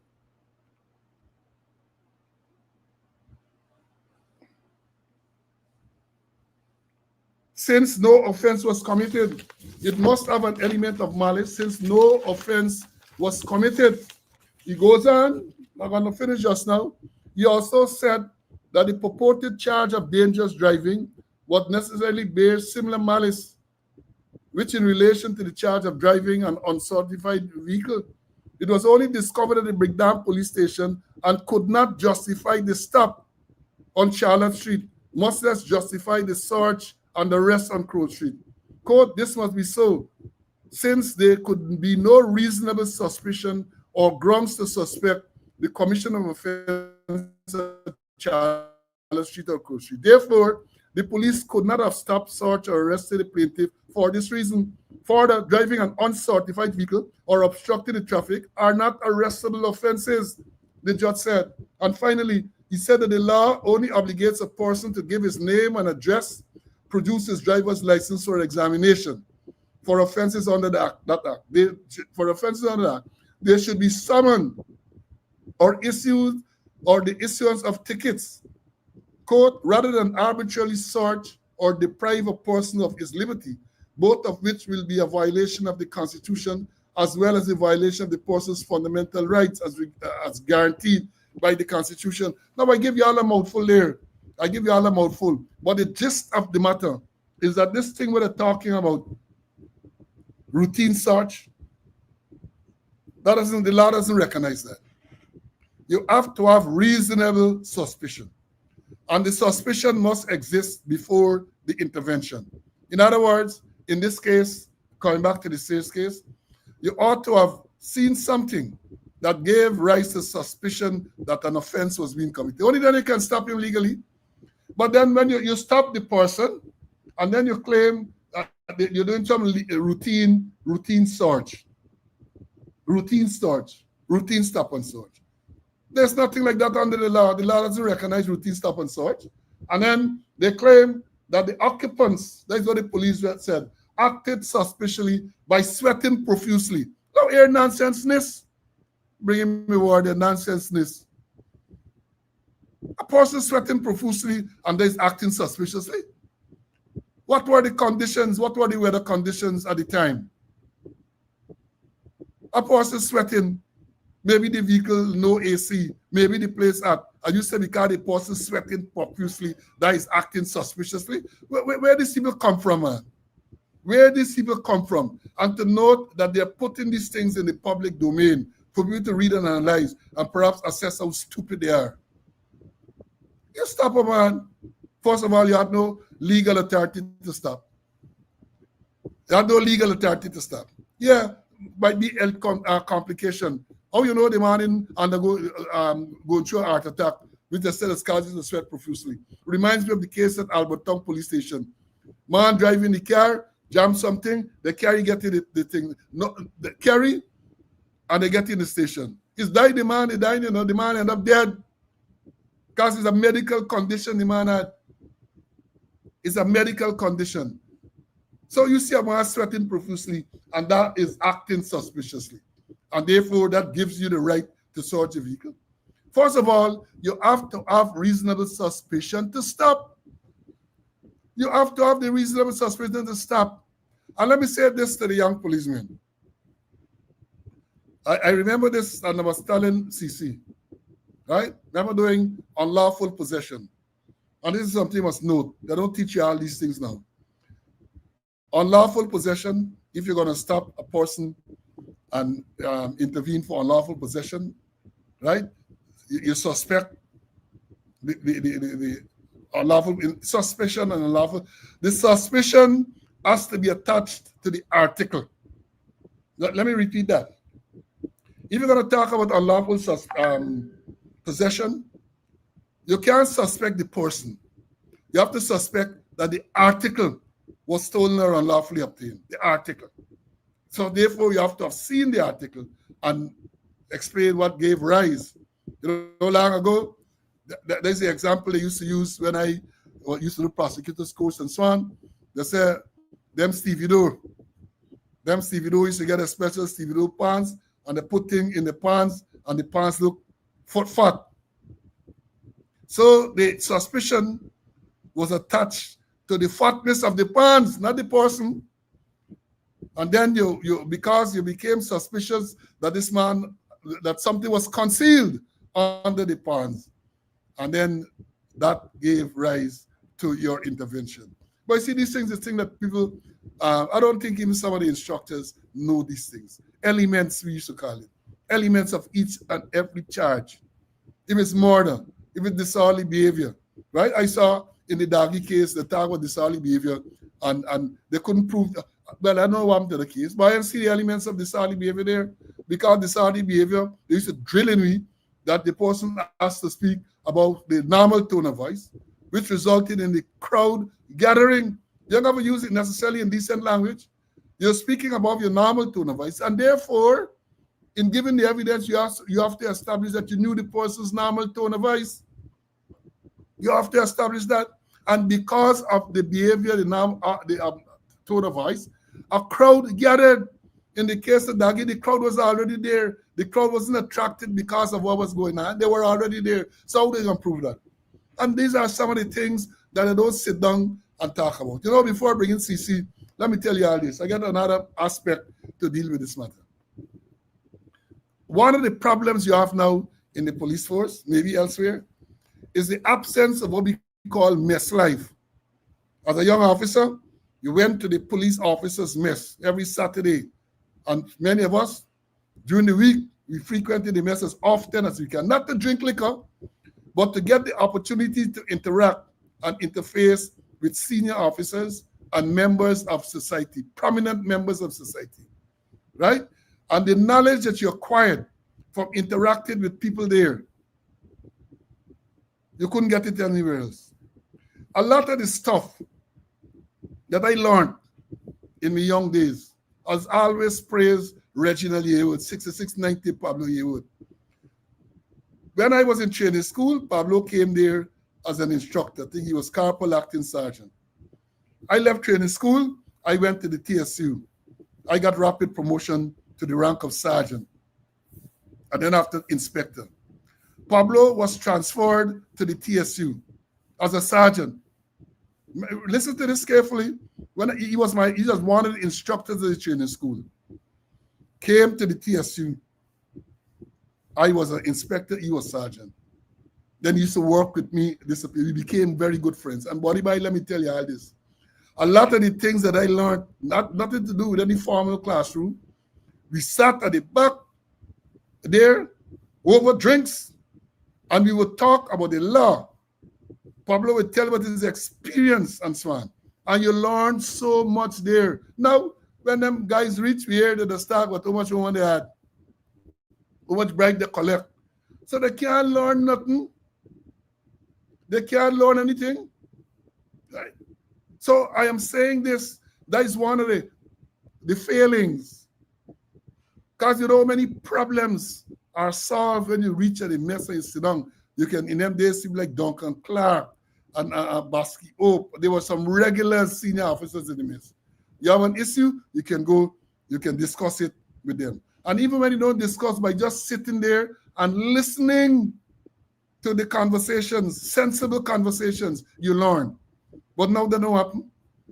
Now they don't happen.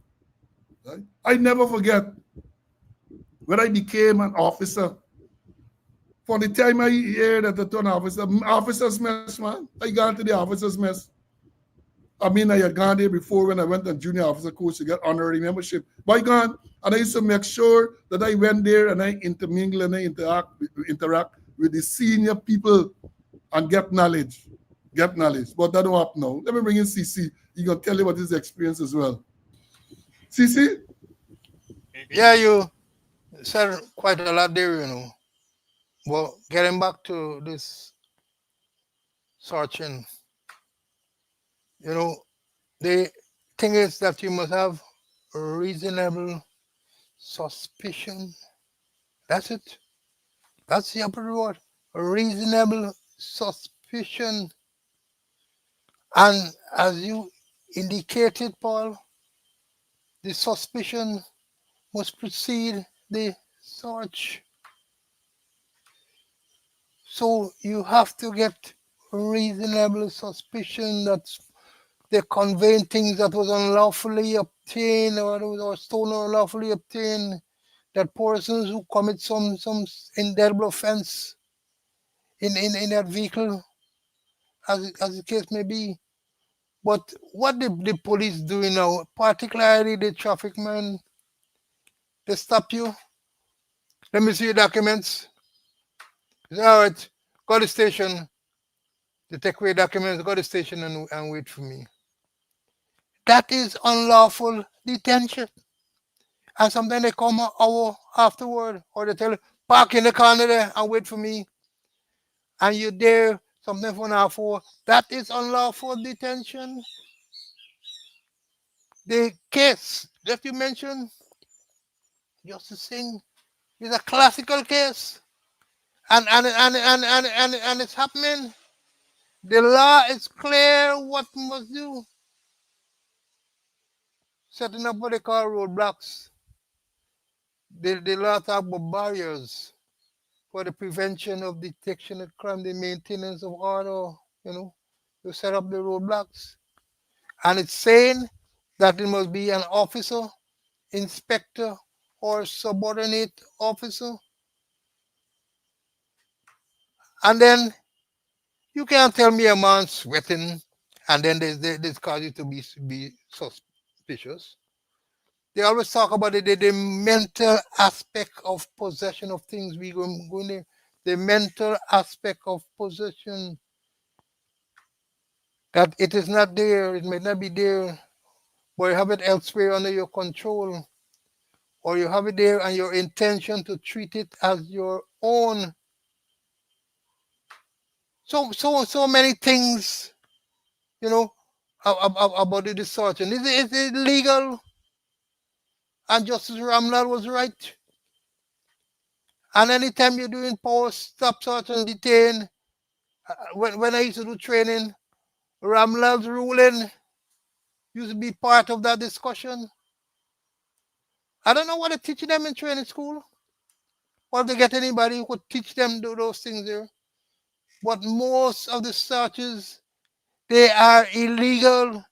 And then a question you got to answer in court, what caused you to reasonably suspect that something stolen or unlawfully obtained was being conveyed there?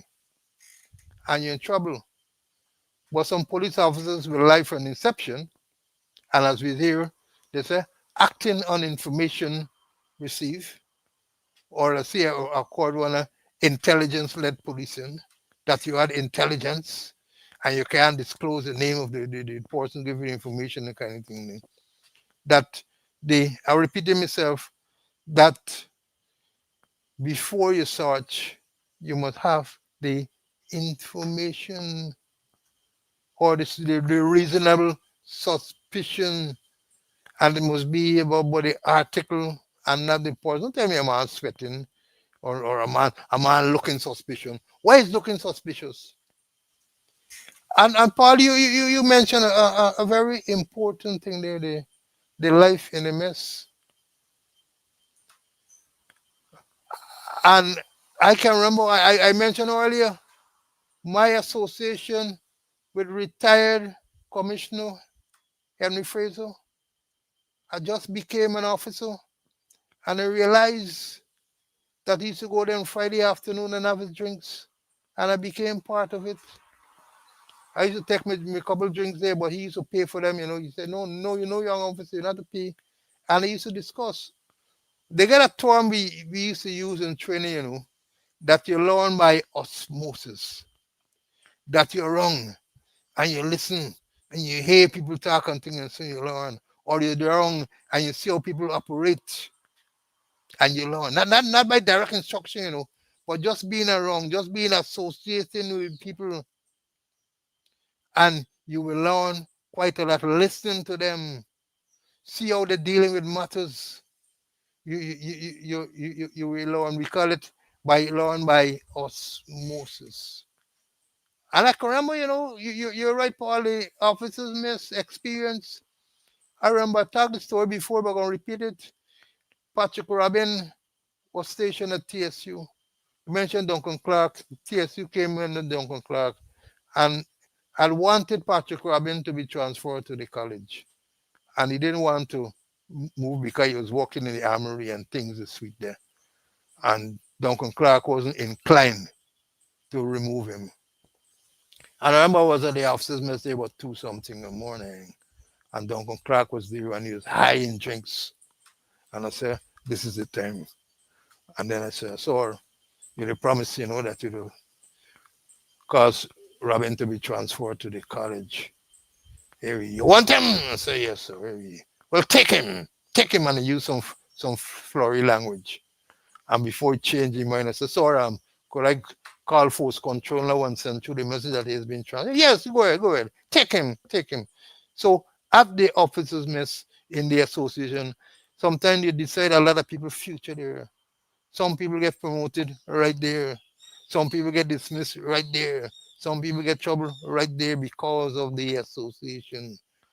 But coming back to the point is that the police must have a reasonable suspicion before they stop, search, and detain. And the suspicion must precede the search. And them nonsense when they put number roadblock. I don't know if this man was held a roadblock. And then they didn't say whether the roadblock, whether it's an officer, inspector, or sub officer. Sometimes they were just constables. And when you do those things illegally, persons could challenge it. Persons could say it's illegally obtained. They use a term that I picked up when I was in the FBI. They said the forbidden fruit of the poisonous tree. The forbidden fruit of the poisonous tree. You can't pick from the tree because it was poisonous. And they would move to suppress the kind of evidence because you broke the law, you didn't do the correct thing, and you didn't get it from the exact source. So I hope that those things will be drilled in the minds, in the brains of policemen. Your power to sub, search, and detain, and also to erect roadblocks and everything. And we're saying the search, you must have the knowledge before, you must have the information before, and the search must be on the article and not the person. The reasonable suspicion must precede the search because they're going to ask you what caused you to reasonably suspect that he had the stolen thing on it, or what caused you to reasonably suspect that a person who is wanted is being conveyed in that vehicle, as the case may be. And this thing what the traffic man doing, got to the station and wait me there. Most of the offenses are ticketable offenses. Give the man a ticket and let go along away. The mere fact that you keep it there, you're detaining him, you're arresting him, and most of you sending him at the station, it is an unlawful detention. Yeah, and here let me close off by reading what Attorney Devonish said about the same thing that Mr. Connery spoke about. Go to the station. He said, quote, you can arrest without words alone.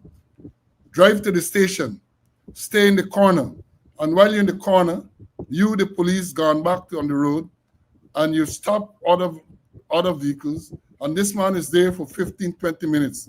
That is detention. And what happens? The matter goes to the court. We, the police, get lawsuit, or the person doesn't listen to you. You charge them with resisting arrest, disorderly behavior, but they all fail or obstructing the police in the lawful execution of the duty. But it was not lawful because you, police, did not have reasonable suspicion, and that is the condition he explained. Again, I am saying, I know the new minister is a lawyer, and she too was a magistrate. These are things that should be taught to the ranks. Not this thing they call a routine stop and routine stop. There's nothing, the law does not recognize any routine stop. You have to have reasonable suspicion. And it is time that they understand these things. Go in the corner, drive to the station. As the attorney explained, you're detaining the person when they tell you don't pull up in the corner. In other words, You're basically preventing them from going about their lawful business. And as the attorney says, that when they sue, because he was in the Attorney General's chamber, I don't know if he's still there, but when they sue, the state has to pay. The state has to pay because the action of the police was unlawful, unconstitutional. And as Mr. Connie rightly pointed out, the forbidden fruit of the poisonous tree. So if your action in stopping the vehicle had no legal grounds, then anything that flowed therefrom is illegal. That is what they have to understand. You have to explain this to these policemen. And I say, it's unfortunate, because some of the things that we talk about here are things back in the day that we were taught when we were in training school. For example, every single offense, you have to know what those elements were. Murder, malice aforethought, disorderly behavior, wounding, all of those things, you have to know what were the elements. So that when the time came for you to write your statement and give your evidence, you make sure the elements were revealed in the statement. Because let me tell you this, and again, this is what happened now, but when you arrested someone back in the day, you took them to a station. The sergeant in charge of the station, the post in charge of the shift, you go, you report, this man's arrested for so. The next they tell you, write a statement. Write a statement. And your statement has to reveal the elements of the charge. If it did not, trouble, wasn't gone away. But now, you get constable arresting people, carrying them to the station and instructing the sergeants, this man mustn't go on bail, lock you up there, he mustn't go on bail. Especially if them is traffic ranks, especially if them is CID ranks, they walk into the place and they believe that they're in charge. Tell the sergeant, put this man in custody, no bail for you. And them sergeant what we get, or them people who are wearing stripe, calling them in sergeant. I told you when we were in TSU, we made a clear distinction between sergeants and the persons who wore three stripes. Now, everybody who wearing three stripes is a sergeant. Sergeant means that you know the job of a sergeant. Wearing three stripes, you're just wearing three stripes, it's just decoration. Right? So let me understand this. Now time catching up with you this morning. Let me say this. There are some current issues that we have not been able to explore, but we thought it important, this thing about this stop and search. Again, we say we know brief for sales, right? But we tell the police that when you're doing the job, you got to make sure that the thing is done properly. We tell the police that you can't tell the people that this man is sweating and therefore it's because he's sweating you became suspicious. Yeah? The man sweating and you became suspicious. Suppose it's a medical condition the man had, right? Suppose because the place he had, suppose he just done run, something up, he vehicle, bro, he push him and he's sweating. You will see a man perspiring profusely. And again, I say it's because the people who are writing these things are civilians. And even them who get police rank, they're civilian in the thinking, they don't have police training. Because no proper police with police training that write the stupidness. We said the man, you became suspicious because the man was sweating profusely. So that is the problem you have. That is the problem. The right answer are the kungs. I don't know if you all know it's kungs, but the right answer are the kungs. And they put it out there. Right? Now let me move on say this. We ain't got to talk about the parliament. You have to know we ain't heard about the declaration of parliament. According to what the Attorney General said, by the 3rd of November, that's what the Constitution allows for. That's the outside date, the 3rd of November, which is, according to my reckoning, less than 2 weeks. So one can now look forward to hearing the president making the proclamation for the commencement of the new parliament. What's the ride? What's going on? I maintain that the only reason why this proclamation is delayed is because of Azadin Mohammed, who they don't want to become, in the first instance, a member of parliament, in the second instance, a leader of the opposition. They wonder. But it is the will of the people. It is the will to talk about democracy, we're going to see. I believe that there are maneuverings to ensure that he does not become a member of parliament and definitely a member or the leader of the opposition. I tell you all, I'm watching the ball. I'm watching the ball and I see it as big as a breadfruit. Right? They don't want Azuddin Mohammed there, and they're doing everything. You see the indictment? I am surprised that until now we ain't hearing about no extradition request. I am surprised that we're not hearing about extradition requests. I'm talking about that before I forget. I saw a statement attributed to the Venezuelan ambassador, which says that the Mohammed, or Azuddin Mohammed at least, never went to the Venezuelan embassy. Y'all remember you thought the foreign affairs minister come out just before election now, the ambassador told him that these people went to the embassy. They were trying to create the picture because they got the lobbyists to tell the people them in Congress that Azuddin Mohammed had a link with Maduro. That is what they said, right? That is what they said. And so therefore, they paint this picture that the father went to the Venezuelan embassy in Georgetown, suggesting that maybe they're trying to get visa for go to Venezuela. Maybe because they said Venezuela doesn't have extradition treaty and all of that. But I say this, that if you want to go to Venezuela, if you're getting away from the law, you want to go to Venezuela, you ain't got to get no visa. Go to that place, region one there, and I can tell you how you just get to Venezuela. How all the drugs has come from Venezuela and so on. But Todd and these people had no dignity, no shame. He came out big, he made a statement like that. Obviously he lied. Obviously he lied. And what? Nothing. Nothing. So let's watch to see what will happen in Parliament. The next thing I'm telling you to watch, I hope that by the time we meet next, I can get the opportunity to do the research.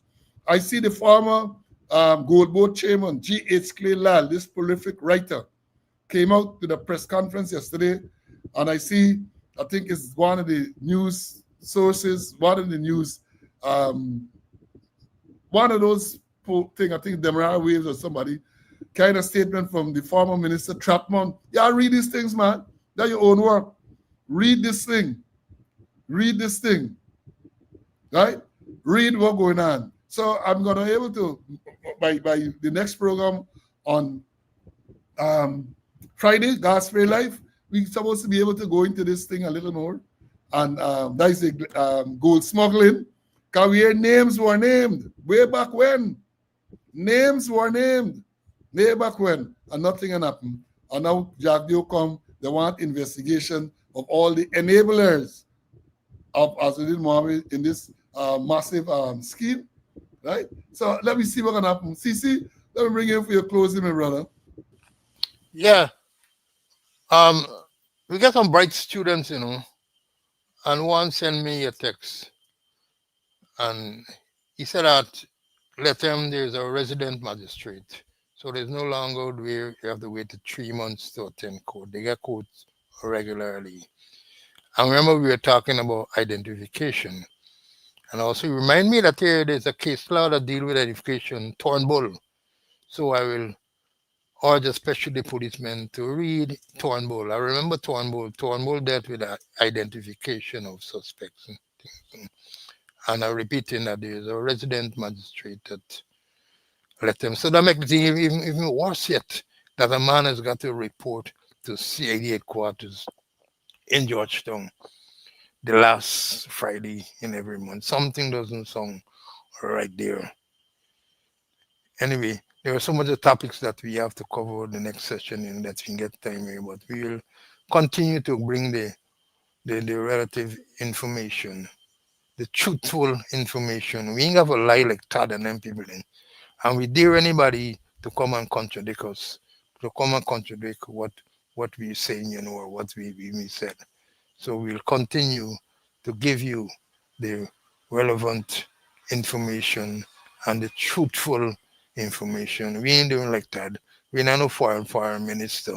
We're just retired police officers, senior officers, knowledgeable officers. But what we're saying is the truth. The old truth and nothing but the truth. The old truth. And we are like Finley. And we challenge Finley again to produce his instrument to show that the life of the commission ends in 2026. Today is Wednesday. Tomorrow we know you're likely to get, they call them press conference, but I call them Mighty Duke. Woman Bacchanal.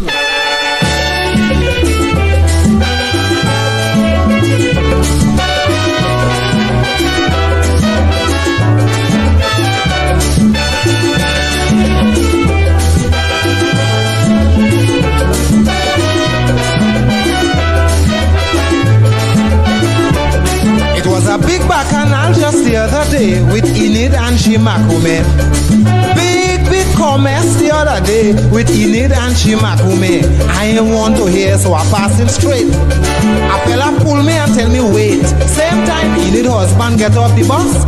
Well, it's now the Makume start to cuss. She say, look Enid, remember it's you who say how you hire your husband so total bay. Your sweet man does come home in the house too.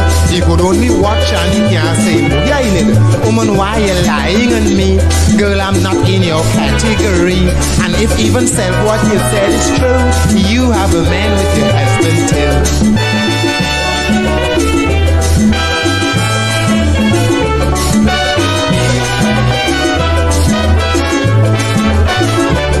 It hurt me, but I felt so shame when I hear she called him my name. He's so shocked, he don't know what to do, so he stand up there listening to. A policeman was right on the beat, run to make an arrest, but he come as sweet. Enid is a big socialist in South. She want to cuss, but she hardly open she mouth. Girl, you should shame to curse me for true. It's me, Enid, who you talking to. When you were sick in the hospital, I lend you me dress, me nighty and all. What you know about shame, the Makume say. You didn't shame last week Saturday when your husband come home earlier. Instead, you had to hide the man underneath the bed.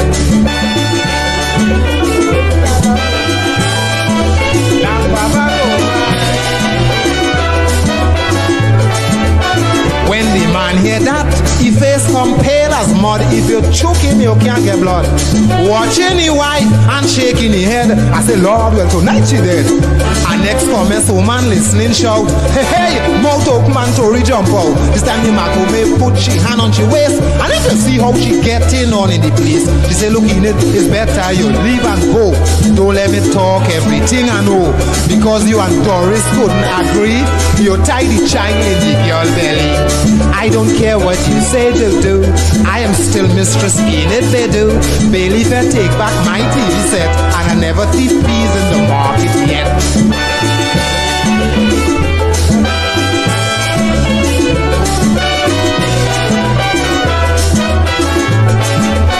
Now the husband shame, he couldn't take no more. He tell the wife, girl, come let we go. He hold she hand and he pulling she, but she tugging away from me. The Makume say, yes, you manny cool. You better take she away for true. She hire so dotish and borrow kid. What she give to rob, is that you take and eat? He say, listen young woman, stop making strife.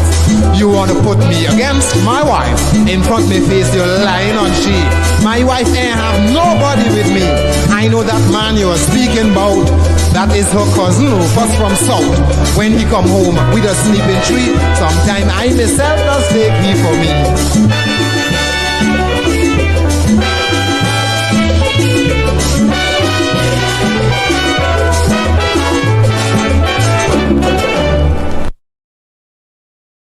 That was Woman Bacchanal by the Mighty Duke. Enid and Shimakume. Right? I know that man you're speaking about. That is our cousin Rupert from South. When he come home with a sleeping tree, sometime I myself just take he for me. Hear diplomatic news? Hear diplomatic news? But you think Duke bad? You think Enid and Shimakume bad? Listen tomorrow. You're going to hear a story. You listen tomorrow. You're going to hear what's going on. Folks, we have had a good day, a long day. Thanks for your attendance. The Cash App, somebody asked for the Cash App number. Is there, 718387179. That too is the Zelle number. And then you have the MMG number for those of you who are inclined to make a contribution. We have had, as I said, a long day. Today is Wednesday. Our next program is scheduled to be Friday afternoon at 4 a.m. God's Spirit Live, God willing. We're going to come and we're going to bring you more credible and valuable information. Until then, as I would normally say, I ask you to stay safe. Stay safe. Don't worry with Enid and Shimakume.